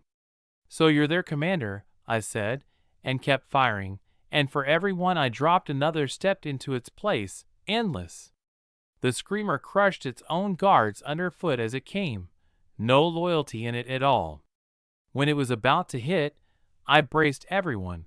Vera belted, Sam belted into the back, the harness snapping over him on its own, and floored it straight into the thing. The collision barely registered, nothing like Tiger's Unimog. The screamer burst apart, chunks of it across the snow. And then the chunks flowed back together like water and rebuilt it, bigger than before. I rammed it, and it scattered and reformed, larger each time, and I'm not ashamed to say I almost broke, not from fear, from the sheer wrongness of it, the way these things kept climbing past whatever a mind is built to take. An ordinary person, no power, no armor, would have gone insane out here a dozen times over. I have no idea how they were supposed to live in this world at all. I backed off and opened both air cannons, full power, and put 100% round straight down its throat, and it blew apart from the inside worse than ever, and the red grit on the ground crawled together and stood back up, huger, uglier. From inside doesn't work either, Vera said, white. We were sliding toward the bottom of it. Was every preparation I'd ever made just noise against an apocalypse that had already been decided? I reached for the cannon again on pure spite. Wait, Vera said. What? We can't keep doing this. We hit it, it grows. Every time. Then what? I snapped, because there was nothing left to do but wait for it to flatten the fortress. We find its weakness, she said, holding her own reason together with both hands. We stopped swinging blind. She was right, and I had nothing in me to look with. The screamer slammed us, 4, 5 times its first size now, and the hit shook the cabin, though the mechanic logged under 1% on the body and 3 on the blade. Rotten chunks of it spattered the windshield, and I swore I could smell them through the glass. What time is it? She asked. I checked. 5:35. About an hour to daybreak. Hold out 1 hour and the screamer would lose its night, unless it was the one thing the sun didn't touch, in which case we were finished. Try everything, she said, fingers dug into her own palm to stay sharp. Find what kills it before dawn. And then she said the thing that turned it. We have to beat it. Because I still want to live. And it ran me straight back to a border post years ago, gunfire I won't describe, and the men beside me who, in the worst of it, against the strongest of it, found the breath to say that exact thing. I want to live. The guttering little flame in me caught again. Thank you, Vera, I said. Because she was right. Whatever it cost, nothing matters more than living, and anything that threatens that, no matter how unkillable it looks, I was going to find a way to tear apart. We tried it all. A Molotov from Tiger's armory. It touched the screamer's blood and hissed out dead. Water evaporated off it like off a furnace. Fire and water, nothing. Then Vera went quiet and said she had one idea, a strange one, I guess. This thing has been screaming since the moment it appeared. The scream is special. It calls the others to protect it. I think the scream is its core. Drown the scream with a stronger sound, and even if it doesn't kill it, it might stop it. I'd already tried the horn, I said. Useless. The scream was too loud to cover. Maybe it's about decibels, she said. Do you have anything on board that measures sound? And it hit me. Back before the end, on the advice of one of the old hands in the Tomorrow's War group, I'd bought a professional mining-grade noise monitor and thought it was a waste of money. The man had insisted it could matter someday, that noise pollution is no small thing, that low-frequency sound can do real damage, even deafen you. The useless thing I'd shoved in a crate. I handed the wheel to the mechanic with one order, dodged the screamer, and ran for the storage hold, dug through my just-in-case junk, and found it, still sealed, tearing it open and sliding the batteries in as I ran back. I dropped into the seat and gave Vera the meter. The second it powered on, the needle flew up the dial and stopped. 93 decibels, 150 hertz. Any louder, any lower, and we'd already be deaf. Lower frequency means more penetration, and 30 to 150 Hz is the low band, the band that does slow damage to a body, to the mind, which was why this scream made our skin crawl from the inside. What now? I asked, because she knew this better than me. Try lower than that, she said, half to herself. We already tested louder. If a lower frequency disrupts it, then, before I could ask, start the air cannon, but don't fire. Hold it in a fast charge and release cycle, over and over. Compressing and releasing air violently throws off low-frequency noise. It's the same reason a blast, or a train ramming through a tunnel, sets your teeth on edge. I took the wheel back, opened the cannon at its lowest 10% power, charged it fast, canceled the shot, dumped the energy, charged again. A low, heavy, droning pressure filled the air, mixing with the screamer's wail into something that split your skull. I held through it and kept cycling. Sam, in the back, hears higher and wider than we do. He took the worst of it and sank his head into the seat, whimpering. If we didn't get an answer soon, the dog was going deaf before either of us. Vera swallowed. 10 more seconds. Just 10. If the low frequency did nothing to the screamer, she'd have me stop, and we'd find another way. 10 seconds. Vera said hold for 10 more seconds, and somewhere in that 10 the screamer stopped coming.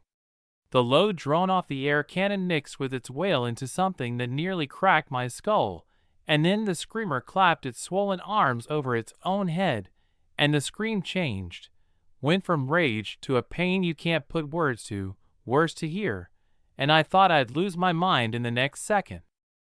Hold on, Vera said, to me and to herself, and reached over and gripped my hand. Then the scream cut off, like a switch thrown. The thing teetered and went down with a crash. Stop, Vera said, and I killed the cannon, and the whole world went quiet. Behind us Sam lifted his head, gave one weak whimper, and laid it back down. That night cost him. He'd be a while coming back from it. The screamer lay still, and the moment it dropped, the monsters guarding it scattered, mindless again. Cole, look, Vera said, pointing, and the red mountain of meat was shrinking, deflating, and inside a minute, it was a puddle of pale red fluid with not one trace of a human body left in it, like acid had been through it. 6:28. 2 minutes to daybreak, when the things would go to ground in the dark buildings. Half of a city's monsters had to have followed that scream here, and I wasn't about to let them run. At 6:30, the first light came over the horizon, on time the way the sun had never once been on time before the end, on time enough to make you believe God set the clock himself. The light hit them, and they shrieked, the black armor sheeting off them, the sun burning them like the cruelest thing imaginable. They bunched up to flee for the dark, and I'd been swallowing rage all night, and now I had somewhere to put it. I threw out all 4 Gatlings and both rows of saw teeth and floored it, and stripped of their armor. Those things were newborn chicks in front of the fortress. I mowed them. For barrels glowing, blade and teeth slick with black, and oil painting and ink. There is no better way to bleed off a night like that. I killed until past 7, from gray dawn into full day. The snow turned black with their blood, and I didn't leave one standing that I could see. I lay back in the seat with exactly one word in my head: good. A brutal night, but the most important one we'd had. We'd found the monster's weakness, found the new kind of mutant, and found its weakness too. A single night that did what other survivors couldn't do in half a year. When the field was clean, I rolled to the shack where the screamer had been caged. Mason had gone in and never come out. I stopped, hit the horn, got nothing, drew my pistol, told Vera to wait, and went in. The stink would take a long time to clear. 2 steps and my boot hit something. Mason, out cold. I checked his breath, found it, dragged him clear, saw no obvious wounds, knocked out, not bitten, and carried him back to the wrecked shed. The dozen kids were gone. just an empty, ruined shed where they'd been. A morning later, Vera and I had washed. Sam was asleep in his bed, beat down by a night of that noise, but otherwise fine. I went to check on Mason, and he was just coming around. "The monsters?" he asked, sitting up. "Gone," I said. "All of them. You'll sleep tonight. The screamer, too. You remember what happened in that shack?" He shook his head, went in to finish the thing, got clubbed from behind, woke up here. It had broken its straps, and put him down. I had him check himself for wounds. Nothing but a knot on the back of his skull. I believed him. Then he remembered, and bolted up and out to find his people. The night before, he'd sent the dozen kids over the high fence and drawn the monsters off himself. Now it was day, and he had to know. We walked to the fence and both of us stopped. There was a hole torn in it, torn from the outside by a swarm. The way I read it, Mason had pulled one group of monsters away, and another, farther off, that the scream had called in, had come up over the flat ground behind the fence and ripped it open. Which meant the kids had cleared the fence and run straight into the ones coming the other way. Mason said nothing. He climbed through the hole and followed the blood, and the farther he went the worse it got, and at the end of the trail it was all there. A dozen bodies heaped like a small hill, blood running off them in streams to his feet. He walked into it, and his legs went, and he dropped to his knees in the red. The youngest of them, just ahead now, rolled on the ground with its eyes wide open, fixed on Mason, and you could read in it everything that kid felt dying, and it looked to Mason like an accusation. That his command had killed them all. "No," he said. "No. No." And he put his face in his one hand and wept without a sound. "It's not your fault," I told him, hand on his shoulder. "You don't get to blame yourself for this." He lifted his face, wet, gray, dead as old wood. "If I'd shot that thing a second sooner, if I'd kept them with me instead of sending them over that damn fence, they'd be alive." He could barely get the volume up. He'd burned through everything he had. I was their only hope. They trusted me, and I got them killed. Every one of them. I crouched and took him by both shoulders and said it again, hard. "It's not your fault. Nobody could have called it. You did everything right. In your place, I'd have made the same choice." But it bounced off him. "So many people," he kept saying, "and I'm the only one left. The only one." And I let it go, because I'd seen the truth of it. Those survivors had been his reason to hold on as much as he'd been theirs, and with the last of them gone, the thing holding him up had come down. One more push and he'd break clean through. I stood beside him and gave him the only thing I could, which was time. And I looked around at what a city had become, Tiger, then the monsters, a place that had been alive and was now one enormous grave. He cried himself out and came back enough to talk. And since he was the last one standing, I saw no more reason to lie, and told him the truth, just me, Vera, and the dog, and introduced her. He took it with a small nod, like nothing could move him anymore.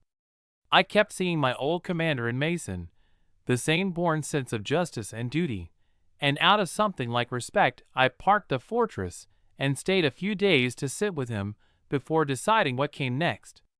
I thought about taking him aboard, and I talked myself out of it. The fortress had Vera and me and the dog.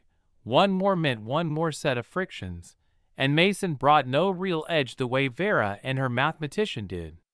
It was pure charity, and charity is a bad habit out here. But I gave him something better. The monsters were cleared, and with a few firewalls up the place was safe enough now. So I went and found a half-wrecked Jeep Wrangler in the park, modded by its old owner, and over 7 days, I rebuilt it by hand. No mechanic, just me, the gearhead I'd always been. Reinforced the bumper, swapped on 4 good commercial tires with chains to match the fortress, traded the rooftop tent for a cargo rack, cut a steel-shuttered hatch in the roof so a man could come up shooting, welded plate over the windows, since I couldn't get glass like mine, hung a trailer off the back, mounted a spare. Inside I tore out the old seats, put in big practical ones with storage front and back, and turned the rear into a fold-out bed that slid away for cargo. When I drove it up, Mason thought I was showing it off. Then he understood it was his, and tried to refuse, and I made him take it. One more thread of hope to hold. We rested a few more days, and both Vera and Mason asked what I meant to do. I had 2 full fuel tankers stashed on a hidden road back in a city. The plan was to drop Mason here and go get them, and split off for good. You can't let a man lean on you forever, and Mason knew it better than anyone. I left him a stack of long-shelf cans, and meant to leave the next day. And the night before we left, eating dinner in the fortress, the radio, dead since that government broadcast, came alive. A woman's voice, breaking up. Can anyone hear this? We're broadcasting on every channel. If there are survivors hearing this, keep listening. We're the survivors of North City. We've taken the broadcast tower and made it our camp. We have food, water, warm clothes, firewood, the whole city's armory. We want for nothing. We're building defenses that can hold off the monsters, and we're working to find their weakness. We can help anyone trying to study them. But before the defenses were finished, the monsters hit us, and we're short of people now. If you hear this, come to the North City broadcast tower and join us. We badly need hands. The voice went small and pitiful at the end. Please come. We need more survivors to build a safe camp, for everyone's survival, for the future. Repeat, come to the North City broadcast tower. Then static. We put down our chopsticks and went straight to Mason, who'd caught the same broadcast in the Wrangler, and was already frowning at his radio. North City's not far, he said. I want to go. But broadcasting that on every channel, anyone could be behind it. What if it's bait to gather survivors and rob them? Which was exactly what worried me too. The broadcast had blown our plans apart. We hashed it out all night and landed here. I'd run Mason one last leg to the North City camp. If it was a trap, the fortress could cover him. If it was real, he could stay. Either way, once he was there, we'd part. I'd go back for my tankers. Mason would find his footing in North City. 8 the next morning, to avoid driving at night, we set out. To save the Wrangler's fuel, I towed it behind the fortress, Mason riding in it, walkies between us. North City sat south of a city, 2 highways between. The highway was the fast road, maybe arrived by 4, if it wasn't shut down or choked with wrecks. We try it and see. There was a lower road if it failed. We rolled onto the highway after an hour, and there weren't many wrecks. The news had told everyone to stay home, and they had just deep snow that the chains handled fine. The road ran easy, the fortress steady, the 2 cars a careful distance apart. No other survivors anywhere. Vera had called it. Everyone else was still holed up, watching, too scared of bad intel and night monsters to move.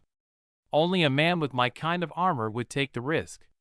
To stay sharp through the boredom, I put on sunglasses and music, and the first song was If I Had a Heart, the opening theme from Vikings, low and dark, like Satan murmuring in your ear, a sound I'd always loved. And Vera lit up.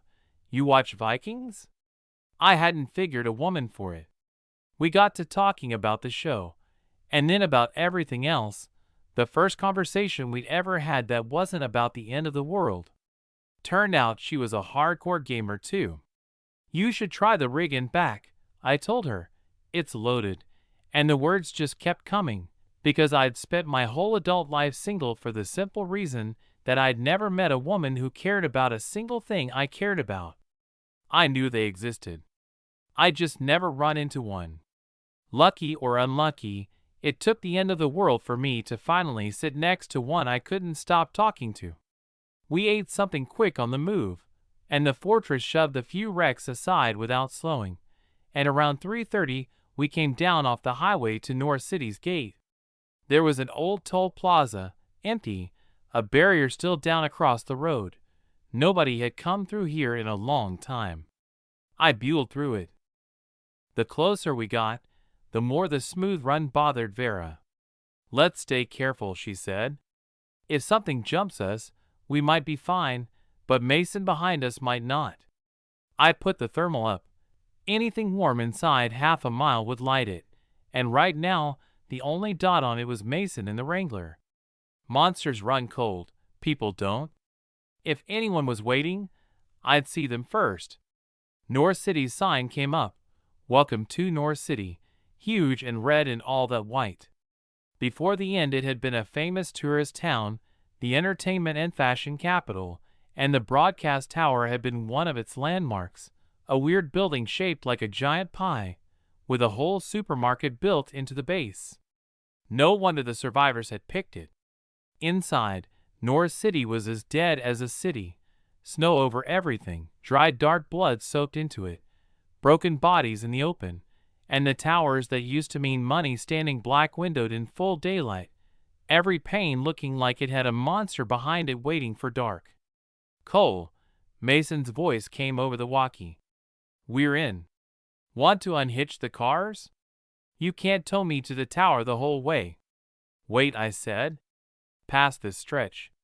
I had no intention of stepping outside in this, surrounded by towers that felt like 100-gun sights. Day or not, thermal clean or not, I don't like standing where the enemy can study me at leisure. The map said a dozen some miles to the tower, half an hour.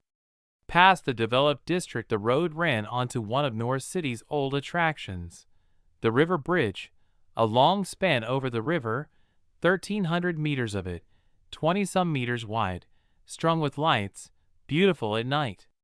I was about to stop and unhitch the Wrangler when the thermal lit up. 1 dot 2, 3, a dozen some, clustered on the far side where the bridge was. Anything that runs too smooth turns on you at the end. "Mason," I said, "we've got a situation. I can't unhitch you yet." He heard the weight in it and asked what. "People of some kind on the bridge," I said. "Could be an ambush. Stay down in the Wrangler. Don't catch a stray." He went quiet, then, "Understood, you watch yourself too." The closer we rolled, the more dots. A dozen became dozens. Not random. A group dug in on a bridge like that has a purpose. The fortress pulled up to the bridge mouth, and there it was, a high barricade across the whole span, hundreds of steel and alloy plates welded together, crude but heavy, worn from taking a lot of hits. A dozen some gun slits with a dozen some muzzles poking through, trained on the entrance. 2 watchtowers, 2 men each, scanning. Far more professional than anything Tiger built, disciplined, like a real unit. Mercenaries, or actual experienced military. I didn't like either. I rolled up slow, reminding Mason again, "Stay down, don't get out. If it turns into a fight you sit tight in the Wrangler." A voice came from behind the wall. "Survivor up front, stop the vehicle." I stopped. I wasn't looking for a fight, just to see what they wanted. A middle-aged man climbed a watchtower, body armor, riot helmet, full kit, and stood ramrod straight with a bullhorn. "Survivor, you headed for the broadcast tower?" "Yes," I called back over my own loudspeaker. "We got the broadcast." "You can go," he said, "but there's a toll." "A toll?" "Survivors risk their lives to get here and there's a toll." I'd never heard of such a thing. But a fight could drag past dark, and after dark the monsters come, so I kept my patience. "What's the toll?" "We've got no money." He took that as fear, as me caving, and dropped the act. "We don't want money. Money's worthless garbage now. We want everything in your vehicles, and both vehicles. And if you've got a woman aboard, leave the woman." He had no idea that a modded truck that survives this long in this world is not the paper tiger he was used to bullying. His name, I'd learned, was Zhao, once the commanding officer of North City's garrison, who'd climbed to the top by every dirty means there is, a small vicious man through and through. When the world broke, he smelled an opportunity, rallied his guard, and went to robbery. He'd spent decades reading people, and was sure he could read me. He checked his watch and got smug. "Survivor, don't drag this out. It's almost dark. You know what comes out at night.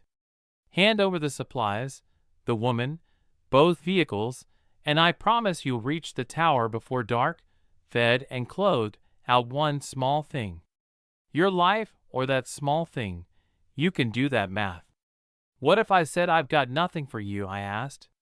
He had someone pass him binoculars, wanting a look at this bold survivor, and before he found my face, he found Vera's. That cold, near-flawless face stopped him dead, a beauty he'd never seen even before the end. "Damn," he muttered, "this kid's living right. A woman like that at the end of the world." His eyes changed. "Survivor, take whatever you want, but the woman by your side stays." And he signaled, and the towers leveled their rifles at me. "Don't push your luck, Survivor. It's almost dark. And then it's not me who won't give you a chance, it's the monsters." He wanted Vera. There was nothing left to talk about. "Old man, shut your mouth," I said. "Not the woman, not the supplies. You're not getting a hair off this truck." That a survivor would talk to him that way lit Xiao up. He was one of North City's warlords now, not some street thug. "You think driving 2 junk rebuilds lets you talk to me like that?" He knew the play. Break a brave young fool's nerve, show him he's nothing against real power, and he folds. "Fire on them," he ordered. "The red one in back, wreck it. Show them what we've got. Don't hit the woman." So Mason, lying flat, took it for me. "Mason, down," I shouted over the walkie, and rounds hammered the Wrangler's welded plate. Thank God I'd built that thing right, or it would have been Swiss cheese. Through the binoculars Zhao saw what he read as panic on my face and grinned. He had no idea I was a bomb about an inch from the fuse. "Still feeling brave," he jeered. "One more second and that car's gone." "Old man," I said, "you talk too much." I hit the button and the 4 Gatlings unfolded. Zhao froze. "What is that?" The 4 barrels swung onto his wall, and I gave him back every round they'd put into the Wrangler. A storm of fire that drove those dozens of muzzles ducking back behind the plate. "Illegal modifications," Zhao actually shouted, scrambling down off the tower to keep clear of it, and from cover he screamed at his snipers, "Hit the glass, kill the one in the cab, do it now."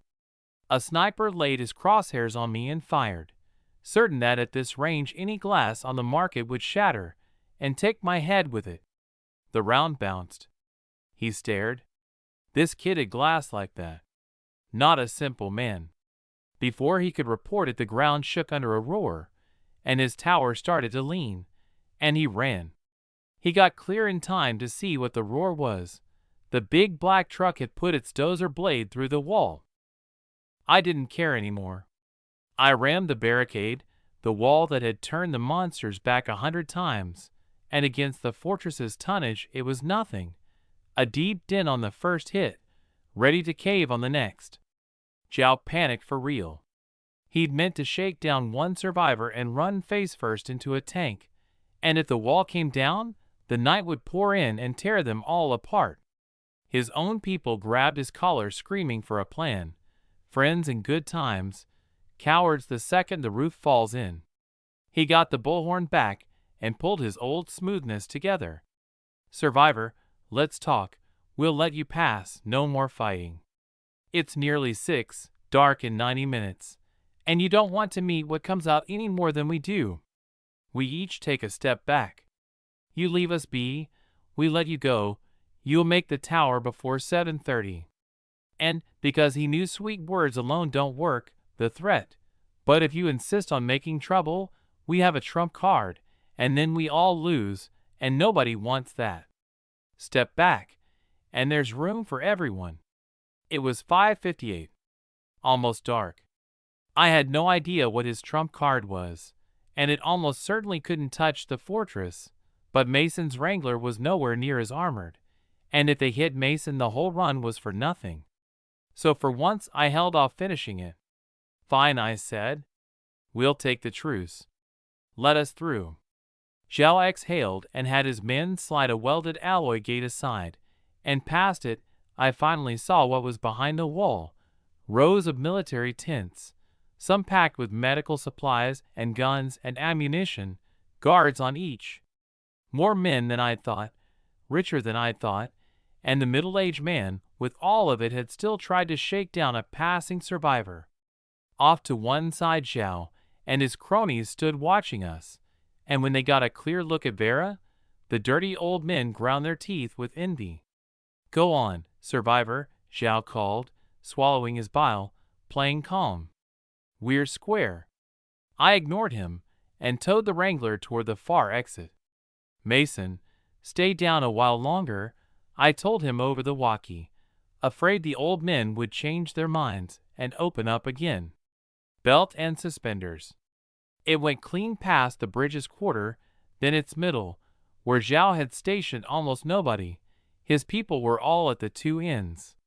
And on the far side, watching us pull away, one of his cronies spoke up. A man named Lu, his secretary, the first to turn on Zhao when the crisis hit, and the first to fawn the second it passed. Commander Zhao, that's a fine truck. If we had one, we'd sleep easy, wouldn't we? Zhao turned, half angry. What are you saying? But Lu could read him, could see exactly how badly Zhao still wanted that truck and that woman, and he fanned it. Don't be hasty. They've just reached the middle of the bridge. No men of ours there. Nothing important. Hit them now, and we might take the whole prize. Once they reach the tower, the truck and the woman are gone for good, and we're already crosswise with the tower crowd. The truck's too hard to crack, Zhao said, wavering. What's your idea? Lu smiled, ugly. Forget the red Jeep, it's nothing. We only deal with the big truck. We've still got the mines we never used.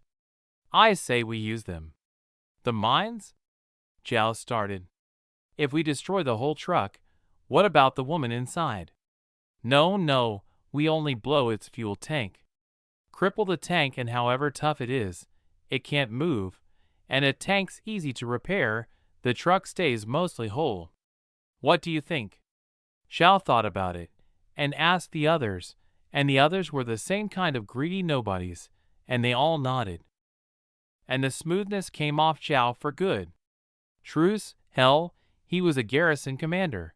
Some survivor wasn't worthy of a truce with him. Today he'd play dirty, hit the truck from behind, and take the truck and the woman both. The mine Lu meant was a high-explosive grenade the garrison had developed before the end, an offensive type built to take on hardened targets, designed to throw a wider, fiercer field of fragments. In the war games it had cracked tank armor. The two cars sat in the open middle of the bridge, big slow targets. Easy. Bring the grenadiers, Zhao said. Two of them came with a launcher. Aim for the black truck's fuel tank, Zhao told them, clapping one on the shoulder. Don't touch the nose. Don't touch the red Jeep. Just blow the tank. They set up, locked on. The fortress was an easy lock, loaded a round, and fired. A crack, and the grenade streaked at my fuel tank. What was that? Mason said, lifting his head, and saw a grenade screaming straight at us. Cole, mine. He got out before the blast swallowed the rest. A flash of light, and when he could see again, the round had gone off right at the fortress's tank, loud enough to leave his ears ringing, and the shockwave had snapped the tow chain and cut the Wrangler free. Cole, your tank took a mine, are you all right? I'd felt a small jolt and seen it on the cameras, a grenade detonating at my rear. Mechanic, damage report. Rear tank armor, 5% surface. Tank itself untouched. I let out a breath. Mason, run for the bridgehead and wait near it, I told him, my voice gone cold and full of killing. I'm going to deal with these old animals. I figured they might try something. I hadn't figured they'd go straight for the kill. Thank God the fortress's armor was past anything a normal man could imagine, or that ambush would have ended me. Tanks gone, trucks done. You wanted to leave us a way out, I said low. Now you've signed your own death warrant. And I spun the fortress around and put the nose on Zhao. Damn it, Zhao screamed, watching the truck come about without a scratch. Keep launching, just destroy it. The grenadiers had gone cold. They'd seen a round that Crack's tanks hit that truck and do nothing, and that nothing scared them more than Zhao ever had. They aimed for what looked like the weak spot, the windshield, and fired. You're really firing at me, I muttered, and put the two front arms out and caught the grenade out of the air. What is that? Zhao gaped. Throwing grenades, are we? I said. Here's yours back. And the arms whipped it straight back at him. It's coming back. Cover, get down, the grenadier howled, and a grenade going off in the air throws more fragments over more ground than one on the dirt. Zhao's people hadn't found cover when the steel rain came down. Lu screamed. A fragment punched into his back, into the heart. Commander, save me, he begged, pointing at Zhao. Come here, Zhao said, and hauled him in. And Lu's heart lifted for 1 second thinking he'd be saved, right before Zhao swung him around behind himself as a shield and dropped flat. Zhao, you... Lu didn't finish. More fragments hit him, and he passed out, dying. When the field went quiet, Zhao raised his head, the only one untouched, his men dead and wounded around him, the two grenadiers clutching their legs and moaning, and the fortress nearly on top of him. He bolted for the armory tents, screaming for protection. But his guards weren't fools. They'd watched grenades that cracked tanks do nothing to that truck, and they knew what flesh-holding rifles was worth in front of it. They made the only smart call there was. They dropped their weapons and put their hands up. Every one of them, Zhao's orders be damned. You're surrendering, he shrieked, grabbing one by the front. Get out there and kill him, you useless, and the man shoved him off into the dirt. Don't bother us. Want to die, go alone. Zhao came up red-eyed and pinned all of it on me. If not for that survivor, he'd still be a king instead of a drowned dog. He snatched a rifle off the ground and emptied it into the fortress, and the rounds did about as much as cotton on steel. Good God, I said. He really walked himself right into the corner. I drove up until the dozer blade was a couple of meters from scooping him whole, and the gap in our strength finally landed on him. The rage drained out, and the fear came up, and he threw the rifle down and put his hands up like his men, blubbering that he gave up. Old animal, I jeered over the loudspeaker, you were cocky enough a minute ago, weren't you? Wanted to ambush me. Now you surrender? Spare me, good sir, he begged. I lost my head. I know I was wrong, give me a chance. I had no chance to give him, and no wish to dirty my fortress with him either. It was past 6:40, under an hour to the monsters. So I told him, easy now, I'm a kind man, I'll let you go. He sagged with relief. But there's a condition, I said. Survive one night out there, alone, and I won't touch you. Don't, and that's not on me. He gaped. One night, alone, outside, with the monsters? That's not mercy, that's a death sentence, just kill me. I cut him off and turned to his men. Your commander's mistake. I'll put him out one night to make up for it. Any objection? They shook their heads. They were the dregs even the army had spat out, following Zhao only for his guns, and trading his life for theirs suited them fine. So toss him out, I said. No weapon. Let's see your commander's limit. A few stepped forward grinning, and Zhao screamed that he'd fed them, armed them, and they hauled him to the gate exactly the way he dragged off other survivors, deaf to every plea, and threw him out into the cold and slammed the gate. Outside, he pounded on the alloy wall he had built, weeping, then cursing, then just wailing, every bit of what he'd done coming back on him. In these weeks, he'd robbed more survivors than he could count, taken their food and their women, wives, daughters, it didn't matter, and shot the ones who fought, or thrown them to the monsters in the dark. Now it was him. I felt nothing listening to it. He'd just tried to kill me. There was no reaching the tower before dark now, so we'd stay the night here and go in the morning, and after today I trusted that survivor camp even less. I told Mason all of it and called him over.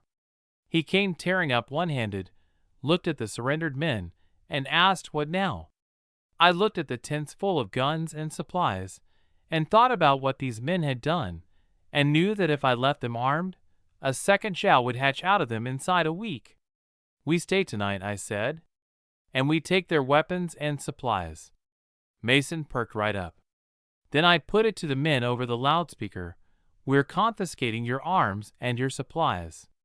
Objections? They balked. They were the robbers, not the robbed, and stripped of weapons they'd die to the monsters.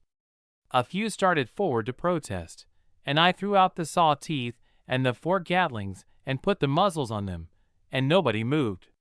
One worked up the nerve. Brother, leave us something. We can't have nothing, and the monsters come at night. Fine, I said, after a second. Tonight I'll hold the bridge for you. And I'll think about leaving you a little. I'm a kind man, after all. That settled them. Most of their guns gone, but a thread of survival left, better than Zhao's banishment. Mason, go count their supplies with them. Miss nothing, and watch your back. Keep the walkie live. Anything happens, you tell me. He stuck his pistol in his belt, and went off with the men to inventory the tents. And I rolled the fortress out to the head of the bridge. 1 truck across that spanned tonight, and it was an army. Night came, and with it Zhao's reckoning. He pressed his back to the alloy wall he had built and waited to die, and somewhere in there the regret finally found him. If he'd never robbed survivors, he'd never have met me, and if he'd never met me, he wouldn't be ending like this. The monsters came pouring out of the dark buildings, and through my windshield he must have seen me watching, but he was past anger now. He understood it was all his own doing.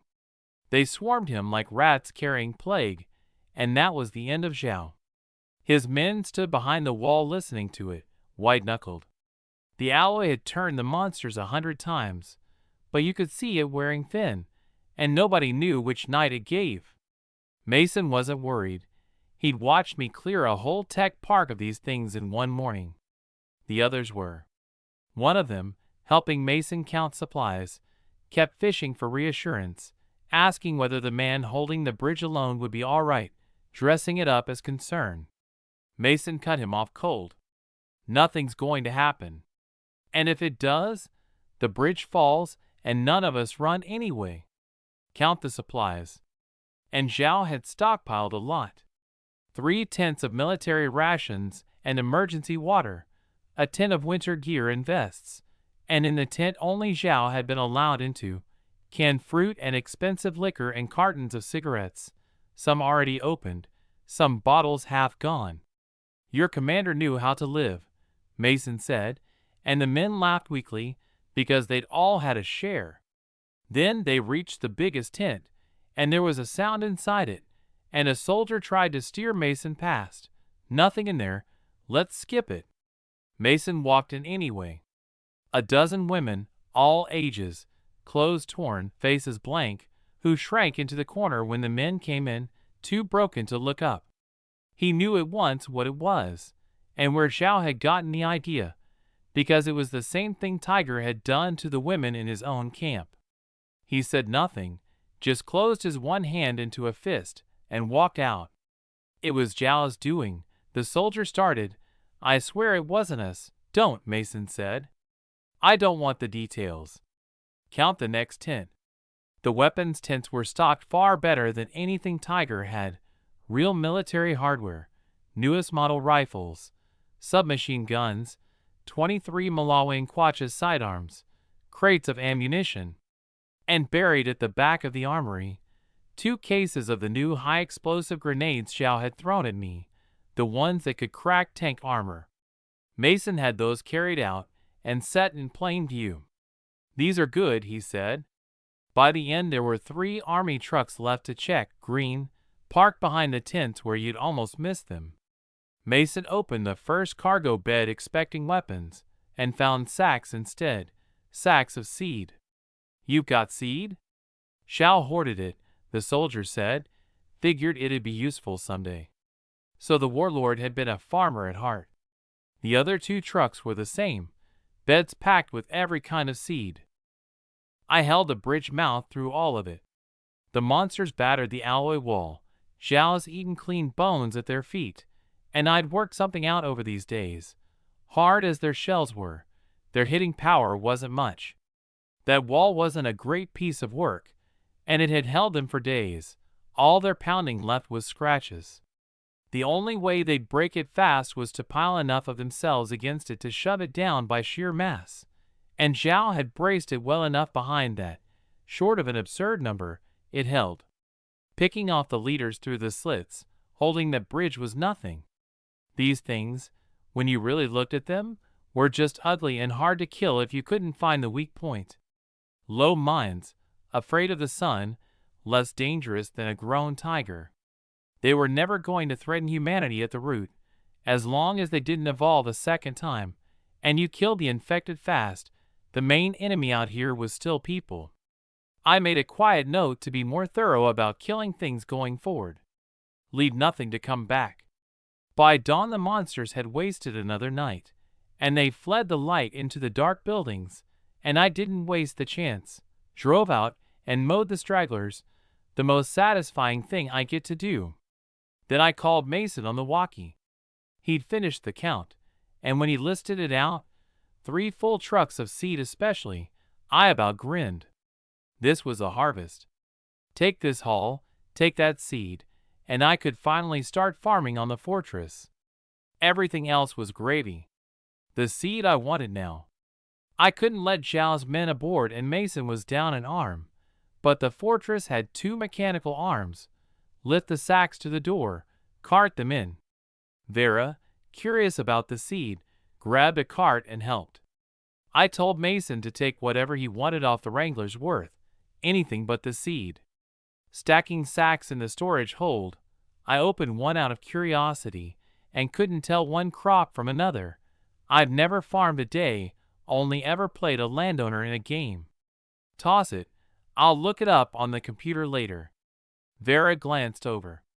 Cabbage seed. You know seed on site? Looked into it once, she said, and cabbage is easy. The next sack was little potatoes, and she confirmed that too. We sorted the lot, cabbage, potato, tomato, spinach, bok choy, 5 kinds, plenty. We turned the apocalypse into Stardew Valley, I laughed. And after 3 truckloads of seed the hold still wasn't half full. The fortress's storage was already packed with water and food, cans, grains, rations, every gadget I might ever need, and it kept swallowing more. I started to suspect the thing was a bottomless bag, which for a hoarder like me is the best news there is. Mason took weapons and food, the guns into the cab where he could reach them, food in back, vests, and warm clothes on the roof rack. His old parka was clawed half to ribbons. Both cases of grenades he left untouched, figuring I should pick first. Watching us load, Zhao's surrendered men flinched at every item that left, because every one was a sliver less of their own survival. When the Wrangler was packed and the seed was all aboard, they thought we were done. The Wrangler couldn't hold much more, and Mason wouldn't use the trailer, so they had tents of supplies left. Then I kept going. Cigarettes and liquor next. Apocalypse currency, the more the better. 3/4 of Zhao's stash. Leaving them, the open cartons, and the half-empty bottles. Brother, leave us some, one wailed. Plenty left, I said. I only took a teensy bit, and then I cleared an entire tin of guns into the hold. Since the upgrade, the storage had a separate, blast-rated compartment for weapons, so ammo never sat with the supplies. It already held Tiger's guns, which next to Zhao's military kit looked like junk taking up space. Which gave me an idea. I made a second trip and took everything, cold steel and firearms both cases of grenades, and left them not one bullet, not one baton. The men finally broke, grinding their teeth. "Brother, this is too far. You've cut off our only way out." We surrendered, but that doesn't mean we want to die. I just grinned. "Easy. I'd never leave you with nothing. I'm a kind man. Let me sort the hull. I'll be right back." I carted the new guns into the compartment, organized it, then hauled out the little crate of Tiger's leftovers and dropped it in front of them. "See? Never said I'd leave you nothing. Here." They scrambled to open it and sagged. Next to Zhao's gear it was a box of scrap. "Brother, how are we supposed to use this junk?" one moaned, hefting a beat-up pistol. "That's it," I said. "Take it or give it back." They took it. A bad gun beats no gun, and men used to robbing everyone in sight found being robbed the same way a hard adjustment. They cursed me silently and didn't dare a word. I took a little more, half the vests, a third of the food and water, and stopped. "Done, the rest is yours." They stared at a camp that had been rich an hour ago and was poor now, faces worse than crying. We were set to drive for the broadcast tower. The same survivor broadcast had come through again the night before. Before we left, Mason called me on the walkie. "I've got a request, an awkward one you can refuse. Out with it." He pointed at the women's tent. "All of them in there. Zhao took them. I want to bring them to the tower. They remind me of my old survivors. If it's a hassle, just say no. I know I sound like a bleeding heart." I sat with it a second. "You sure they'll be better off at that tower than they are now?" "I can't promise," he said. "But I'll do everything I can to protect them." "Fine," I said. "Bring them." He thanked me until I closed the walkie and said to Vera, "The only thing between Mason and a real leader is a heart that's too soft. The women couldn't ride my fortress, and the Wrangler was too small, so I had them take one of the army trucks." Mason went into the tent, and the women braced, thinking the one-armed man had come to choose a wife the way Zhao would have. Then he said, "Come with me to the next survivor camp, and I promise every one of you I won't let you be used like this again. Come if you'll come, and if you don't trust me, I respect that." For a moment nobody moved. Then one woman stood and walked to him. "I trust you," she said. And then they all did. I had Mason ask if any of them could drive the truck, and the same woman who'd stood first raised her hand. She didn't look like the others, thicker wrists, the lines of someone who trained. "I was Garrison," she said. "I've driven these." So Zhao hadn't spared even his own women soldiers. Mason handed her the keys and pointed at the fortress. "Follow the big black truck, that's all." She nodded and climbed in. We rolled out of the bridge in a line. Fortress, then the army truck, then Mason's Wrangler bringing up the rear. Half an hour to the tower. Vera was quiet the whole way, turning something over. "Cole," she said finally, "I've been with you through all of this, and I'm just glad I met you. If I hadn't, I'd be a frozen body by now." I scratched my head. "Where's this coming from? You helped me too. Without you, the fortress would never have upgraded this far. I'm glad I met you. Saved me a lot of trouble." And somewhere in her, a thought turned over that she didn't say out loud. Maybe staying by this man's side wouldn't be the worst thing. The broadcast tower wasn't simple. The lot in front was strewn with monster corpses, some days old, some dropped that morning, and the entrance was blocked by a barricade of a dozen wrecked cars. No people in sight. I horned and called over the loudspeaker, "Survivors here," came on the broadcast. 5 windows on the second floor snapped open, and 5 muzzles came out. "You really survivors?" a big voice boomed. "Of course." "Then how'd you get past Zhao on the bridge? Who are you, don't lie."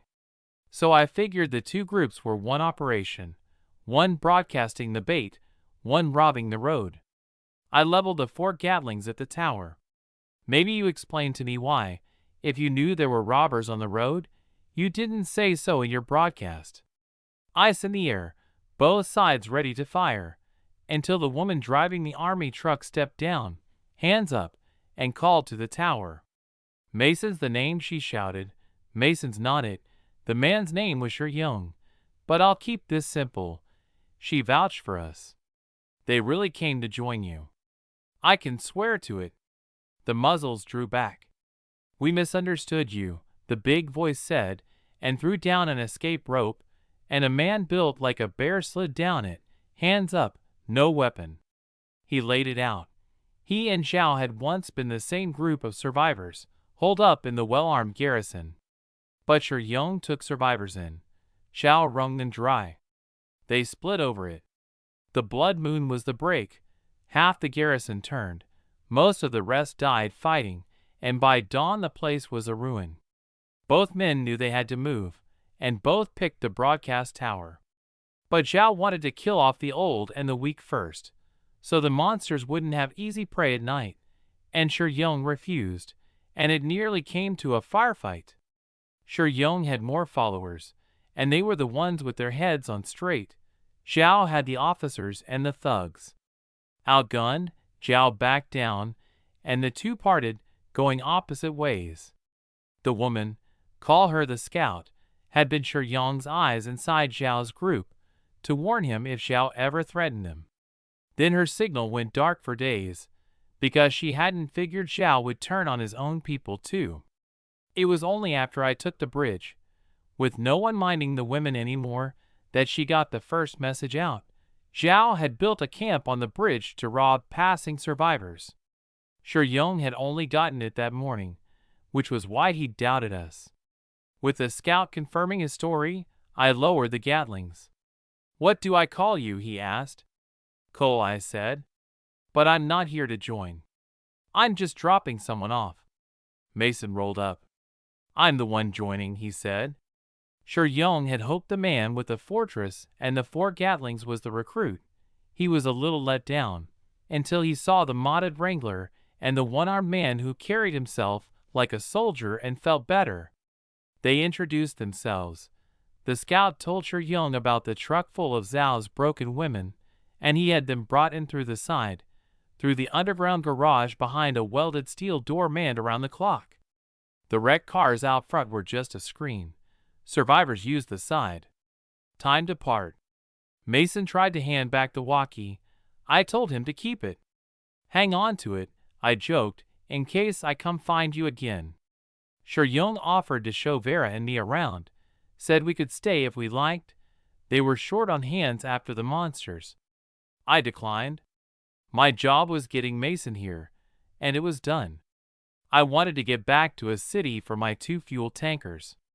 But the fortress hadn't been fueled since the upgrade, and the night I fought the Screamer I'd burned hundreds of gallons of air cannon. Over 5,000 left, but I've got a thing about a full tank, so I asked Sure Young where I could fill up. There was a station near the tower that kept running. He pointed the way, I matched it to the map, and as we were leaving the walkie crackled, "Mason. Thanks for these days, and for the Wrangler," he said. "Anything ever happens, come find me, I'll help however I can." And then a sheepish laugh. "Not that I'm wishing trouble on you. Just thanks." "Stay put at the tower," I told him.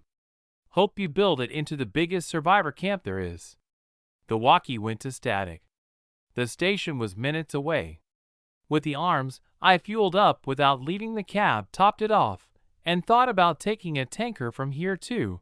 But this was Sure Young's, and he'd been straight with me, so I let it go. Then we drove back toward a city, around the bridge, a longer side road past some houses, the kind people used to take to dodge the toll. A full day's drive. Near where I'd hidden the tankers I stopped, because dark was coming, and I didn't want to fight monsters near the fuel. Better to wait for daylight to hitch them. Night came, and oddly, no monsters. Then country, nothing to draw them, no noise. Still, I wasn't risking the tankers, so to kill time I thought of the seed. Vera, let's plant it. We've got food. We've got no greens, I said, and better to start now and find the kinks early than discover them when we're out. She agreed. I pulled up the planting notes on the tablet. Cabbage was easiest, like Napa, hardy down past freezing, just wants rich loose soil, regular water, and a temperature in the low 70s to sprout. The seed's supposed to be sun-cured 3 days and soaked in permanganate first, but I wasn't waiting 3 days. Untreated seed still sprouts, just at worse odds. Cabbage first, potatoes next. Potatoes are my favorite, but cabbage won on the merits. We carried a sack up to the platform, and I caught the problem at once. It was too low to stand under. How were we supposed to sew it? Vera smiled and pointed at a button by the stairs, right next to the one I knew. You said you knew everything about this truck. Press it. I did, and the irrigation lines over the soil started moving like an assembly line. Autoplanter, she said, scatter the seed, and it sows it like a real seed drill. I tossed the cabbage seed across the bed, and the lines carried it along while little shovels turned the soil and tamped it flat, and in no time the cabbage was in the ground. Then up front, I hit the platform's control, and the screen showed the whole second-level garden. I watered until the soil ran through, set the temperature to the low 70s, set the irrigation to every 3 days, matched every setting to the notes. Then it was just waiting for the cabbage to come up. So this is high-tech farming, I said, and honestly I was more excited than when I had found a monster's weakness. The Chinese farming instinct, passed down whole. Past midnight, nothing to fight, nothing to worry, and too keyed up to sleep. So I dusted off the gaming rig I had loaded with games and never touched, and Vera offered to play. I rarely game with a woman. I said yes. I hooked up a controller and pulled up a 2-player game I'd always wanted to try and never could, because it needs a friend or a girlfriend, and I'd never had either. She's a quick study and a sharp eye, I'm an old hand, and we cleared level after level easy, the two of us, forgetting for a while where we were, safe, whatever was outside. To Vera, the fortress had become a second home. We played to the last level, where the two leads share a long kiss, and we landed in an awkward silence. I hadn't known the game ended like that, and being who I am I had to see the ending through. Then we were both tired, and said goodnight, and went to our own beds. I showered and laid down, and couldn't get Vera's face out from behind my eyes. Damn game, always full of nonsense, I told myself, and put it all down to the game, and eventually slept. Outside, Vera lay awake with her own knot. Plenty of boys had chased her over the years, and she'd turned every one of them down flat, born cold to anything but family, treating people as passers-by, never spending feeling on what she couldn't hold. But I was different to her now. We'd been through life and death together, comforted each other in the worst of it. Her family was gone, her brother had no body left, and I was all she had, and I'd never once crossed a line. She sighed and told herself it was only gratitude and dependence, and slept. The next morning, washed and ready, I went to fetch the tankers, and the dawn was wrong. A thin white fog hung in the air, light as gauze, the kind you feel you could sweat apart. Not thick enough to matter. I didn't think on it. The tankers were where I'd left them, untouched. I hitched them with the arms. Best decision I ever made, those arms, and Vera came up beside me. Any idea where to next? Not yet, I said, sprawled in the seat with a map. Somewhere like this village, no people, no monsters, quiet. Nice spot, she agreed, just bad ground. If we got surrounded here we'd be in trouble. Which got me looking, and I locked onto a place, defensible, mountain at its back, water nearby. A mountain resort, the kind for rich vacationers before the end. Good land, full facilities, ringed by thick walls, with a mountain behind it, a perfect base. Won't it already be taken? Shouldn't be, I said. I used to bodyguard stars who summer there. It only opened in summer, the rooms cost a fortune, and the inn came in winter off-season. Out of the way, too, unless you were staff, you'd never relocate there after the end. Not central like the tower. She had no objection. The resort sat at the far edge of a place called Clearwater, a day and a half's hard drive from a city famous for its mountains and rivers. If the resort was taken, there was a nature preserve there I could park in instead. I folded the map and looked up, and the fog had gone thick. Not the gauze anymore. It had turned solid and clinging, surging up around the body, swallowing everything past a few feet of the windshield into a gray-streaked white. This fog's insane, I said, uneasy, because no weather had ever looked like this. Vera felt it too. And then it landed on us both at once, and we looked at each other. The first time the monsters appeared, it had been weather exactly this strange, and a feeling exactly this wrong. Check the date, she said. How long since the blood moon? March 5th. 14 days. 14, she said quietly, filing it away. Let's wait and see. Don't move yet. We waited, and the fog gave nothing. On the cameras, just gray-white. Looks clear for now, I said. Roll forward, see. The fortress crept through the murk. The headlights threw their beams into it and reached nothing, like the fog was a hole that drank light. I switched on the new NAV and let the mechanic drive. It ran smoother than I could blind. I sat back, hands free, and didn't feel any easier for it. Vera looked out the window instead of at the nav. Something was wrong, and she couldn't name it. The longer she stared into the fog, the worse it got, like something hid behind it, not a monster. Not anything solid, more like a ghost, a fear that came from inside, from the mind. She shook it off before it ran away with her. As we were about to clear the village, a sound came from behind us.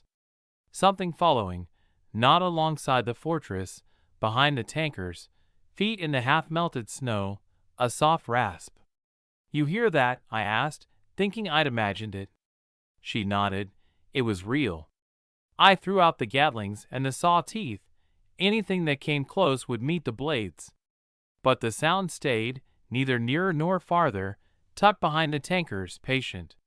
Could it be the monsters? She said. It's daytime. I checked, 11:12 in the morning, full day. How would the monsters be out in daylight? And that woke her.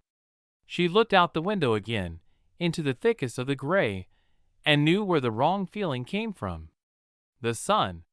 The sun's completely covered. We both went cold. Mechanic, speed up, get us out of here. It doubled and ran, and the thing behind matched it, holding the exact same distance, never closing, never falling back.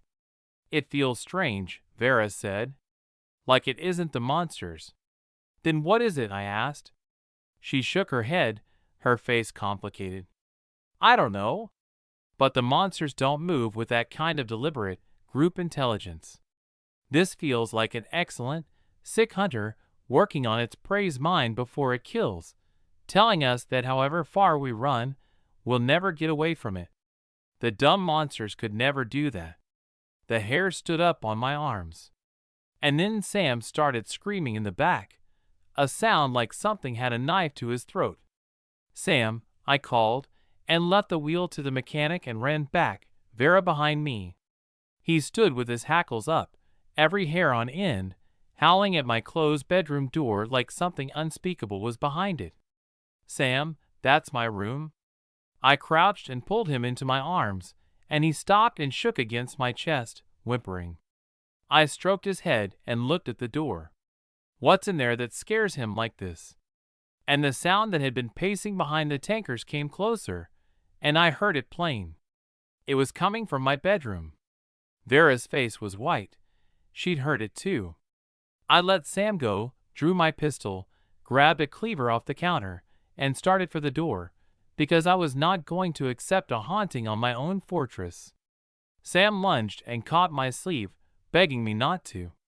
Let go, I told him, and he did, miserable, and followed me anyway. The rasp got clearer with every step, like ants crawling in my ears. At the door, Vera reached out and took my hand, her eyes worried. I shook my head, raised the pistol, took the handle, and we both held our breath, and I threw the door open. I came in low, gun up, sweeping the room. Empty. Exactly as I'd left it. I opened the door to the storage hold behind it. Nothing. But Sam was still whimpering, and the rasp was still there, right in the room, close. Vera tugged my sleeve and pointed at the window. Could it be coming from outside? I'd soundproofed this fortress. You don't hear the outside through it. But there was one way. If the source was right against the hull and loud enough that the sound carried into the room. I put my ear to the privacy panel and listened. Nothing. Then the rasp, closer, closer, drumming in my ear, and the instant before I could tell whether it came from outside, it stopped dead. And then 3 heavy blows slammed the hull, like a sledge on my heart. Something was beating on the outside of the fortress. I jumped back, hand to my chest. It's from outside the window. We backed away, Sam shaking behind my legs. Whatever it was more dangerous than the monsters. The pressure of it came through the steel. Cole, what do we do? Vera said, gripping my arm. I took her hand and looked at the dog and made a call. Take Sam out of here. I'm going to look at what's outside. She refused. She wanted to face it with me. But I had a strong feeling that whatever it was more than we could take, and the only fear I've never been able to beat is the unknown. If I could just see what it was, instead of cowering and being frightened, I could steady myself. But I didn't want Vera and Sam in it, especially Sam. He was so far gone, he might drop dead of fright. Take him out, I said, or I'm not sure I'll keep the nerve to face this at all. She went, and I shut the bedroom door behind her. If that thing broke the glass and came in, the heavy door would buy them a moment, and a moment beats nothing. Always plan for the worst. I put my hand on the panel, the cold of the metal coming through my fingers, and I didn't know what was under the gray fog or what it wanted with us. I let out a breath, and I ripped the panel open. And there was nothing. Just fog, thick and clinging, swallowing everything, the visibility down to nothing. I stepped to the glass and stared into it, and couldn't make out a single outline. But the things were out there. The blows came clearer now. And the longer I stared into that gray, the more wrong it felt, until a thought slid into me cold. The fog is alive. And if it was, and it covered the whole fortress, how enormous was it? A black mass rolled up the glass and stuck there. I jumped back, gun up. It was foul. Like an octopus head, the head making the whole body, countless black tentacles tangled off it like a web, suckers weeping yellow fluid that glued it to the glass. It slapped at my window. So it was you, I said, the recovery coming fast, the fear draining once I could see it. Ugly, but better than a living fog. I thought it, didn't even press the button, and the 4 Gatlings swung onto it and tore it open, yellow fluid spraying the glass. That was the change I'd teased Vera about. Since I'd stepped aboard the upgraded fortress, I was wholly one with it. Before, I thought, and it did. Now I felt its damage as my own. The mechanic and I had fused completely. The octopus head deflated like a punctured ball and slid off, not invincible like the other monsters, thank God. But the pounding didn't stop, and more of them came climbing up the chassis, packing the glass until it was a wall of writhing heads, a thing to make anyone with a fear of clusters throw up where they stood. Come on then, I said, and let the Gatlings rip. Endless ammo now, with the mechanic and the materials. But they were endless too, one falling and another taking its place, until the glass was a smear of yellow. I slammed the panel shut. Time for something else. I opened the bedroom door, and Vera was on the floor with Sam in her arms, waiting, her face so worried and so lovely that after a wall of yellow filth my heart skipped at the sight of her. New monsters, I said. Octopus heads, no idea where from. I went up front, took the wheel back from the mechanic, and closed my eyes and felt the fortress instead of watching it. The octopus heads swarming one side, climbing toward the cab, the surf of them rising.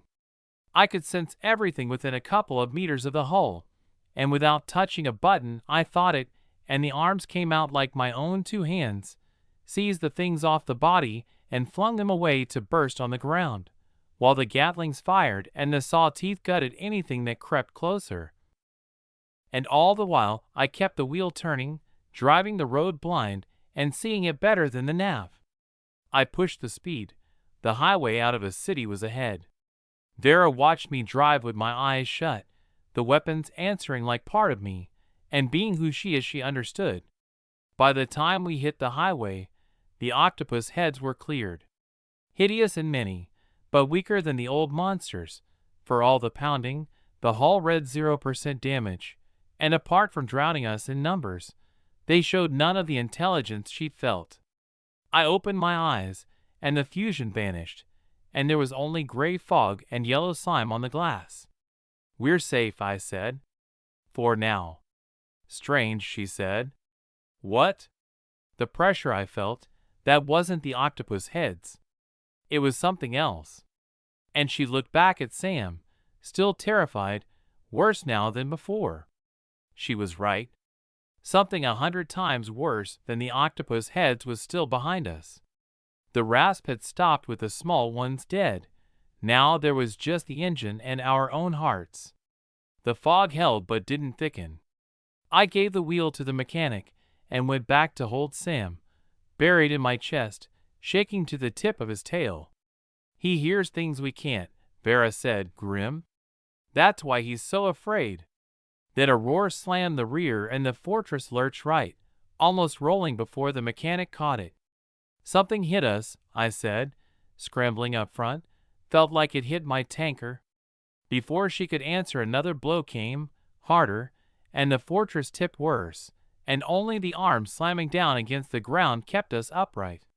That settled it. Whatever was back there was going for the tankers.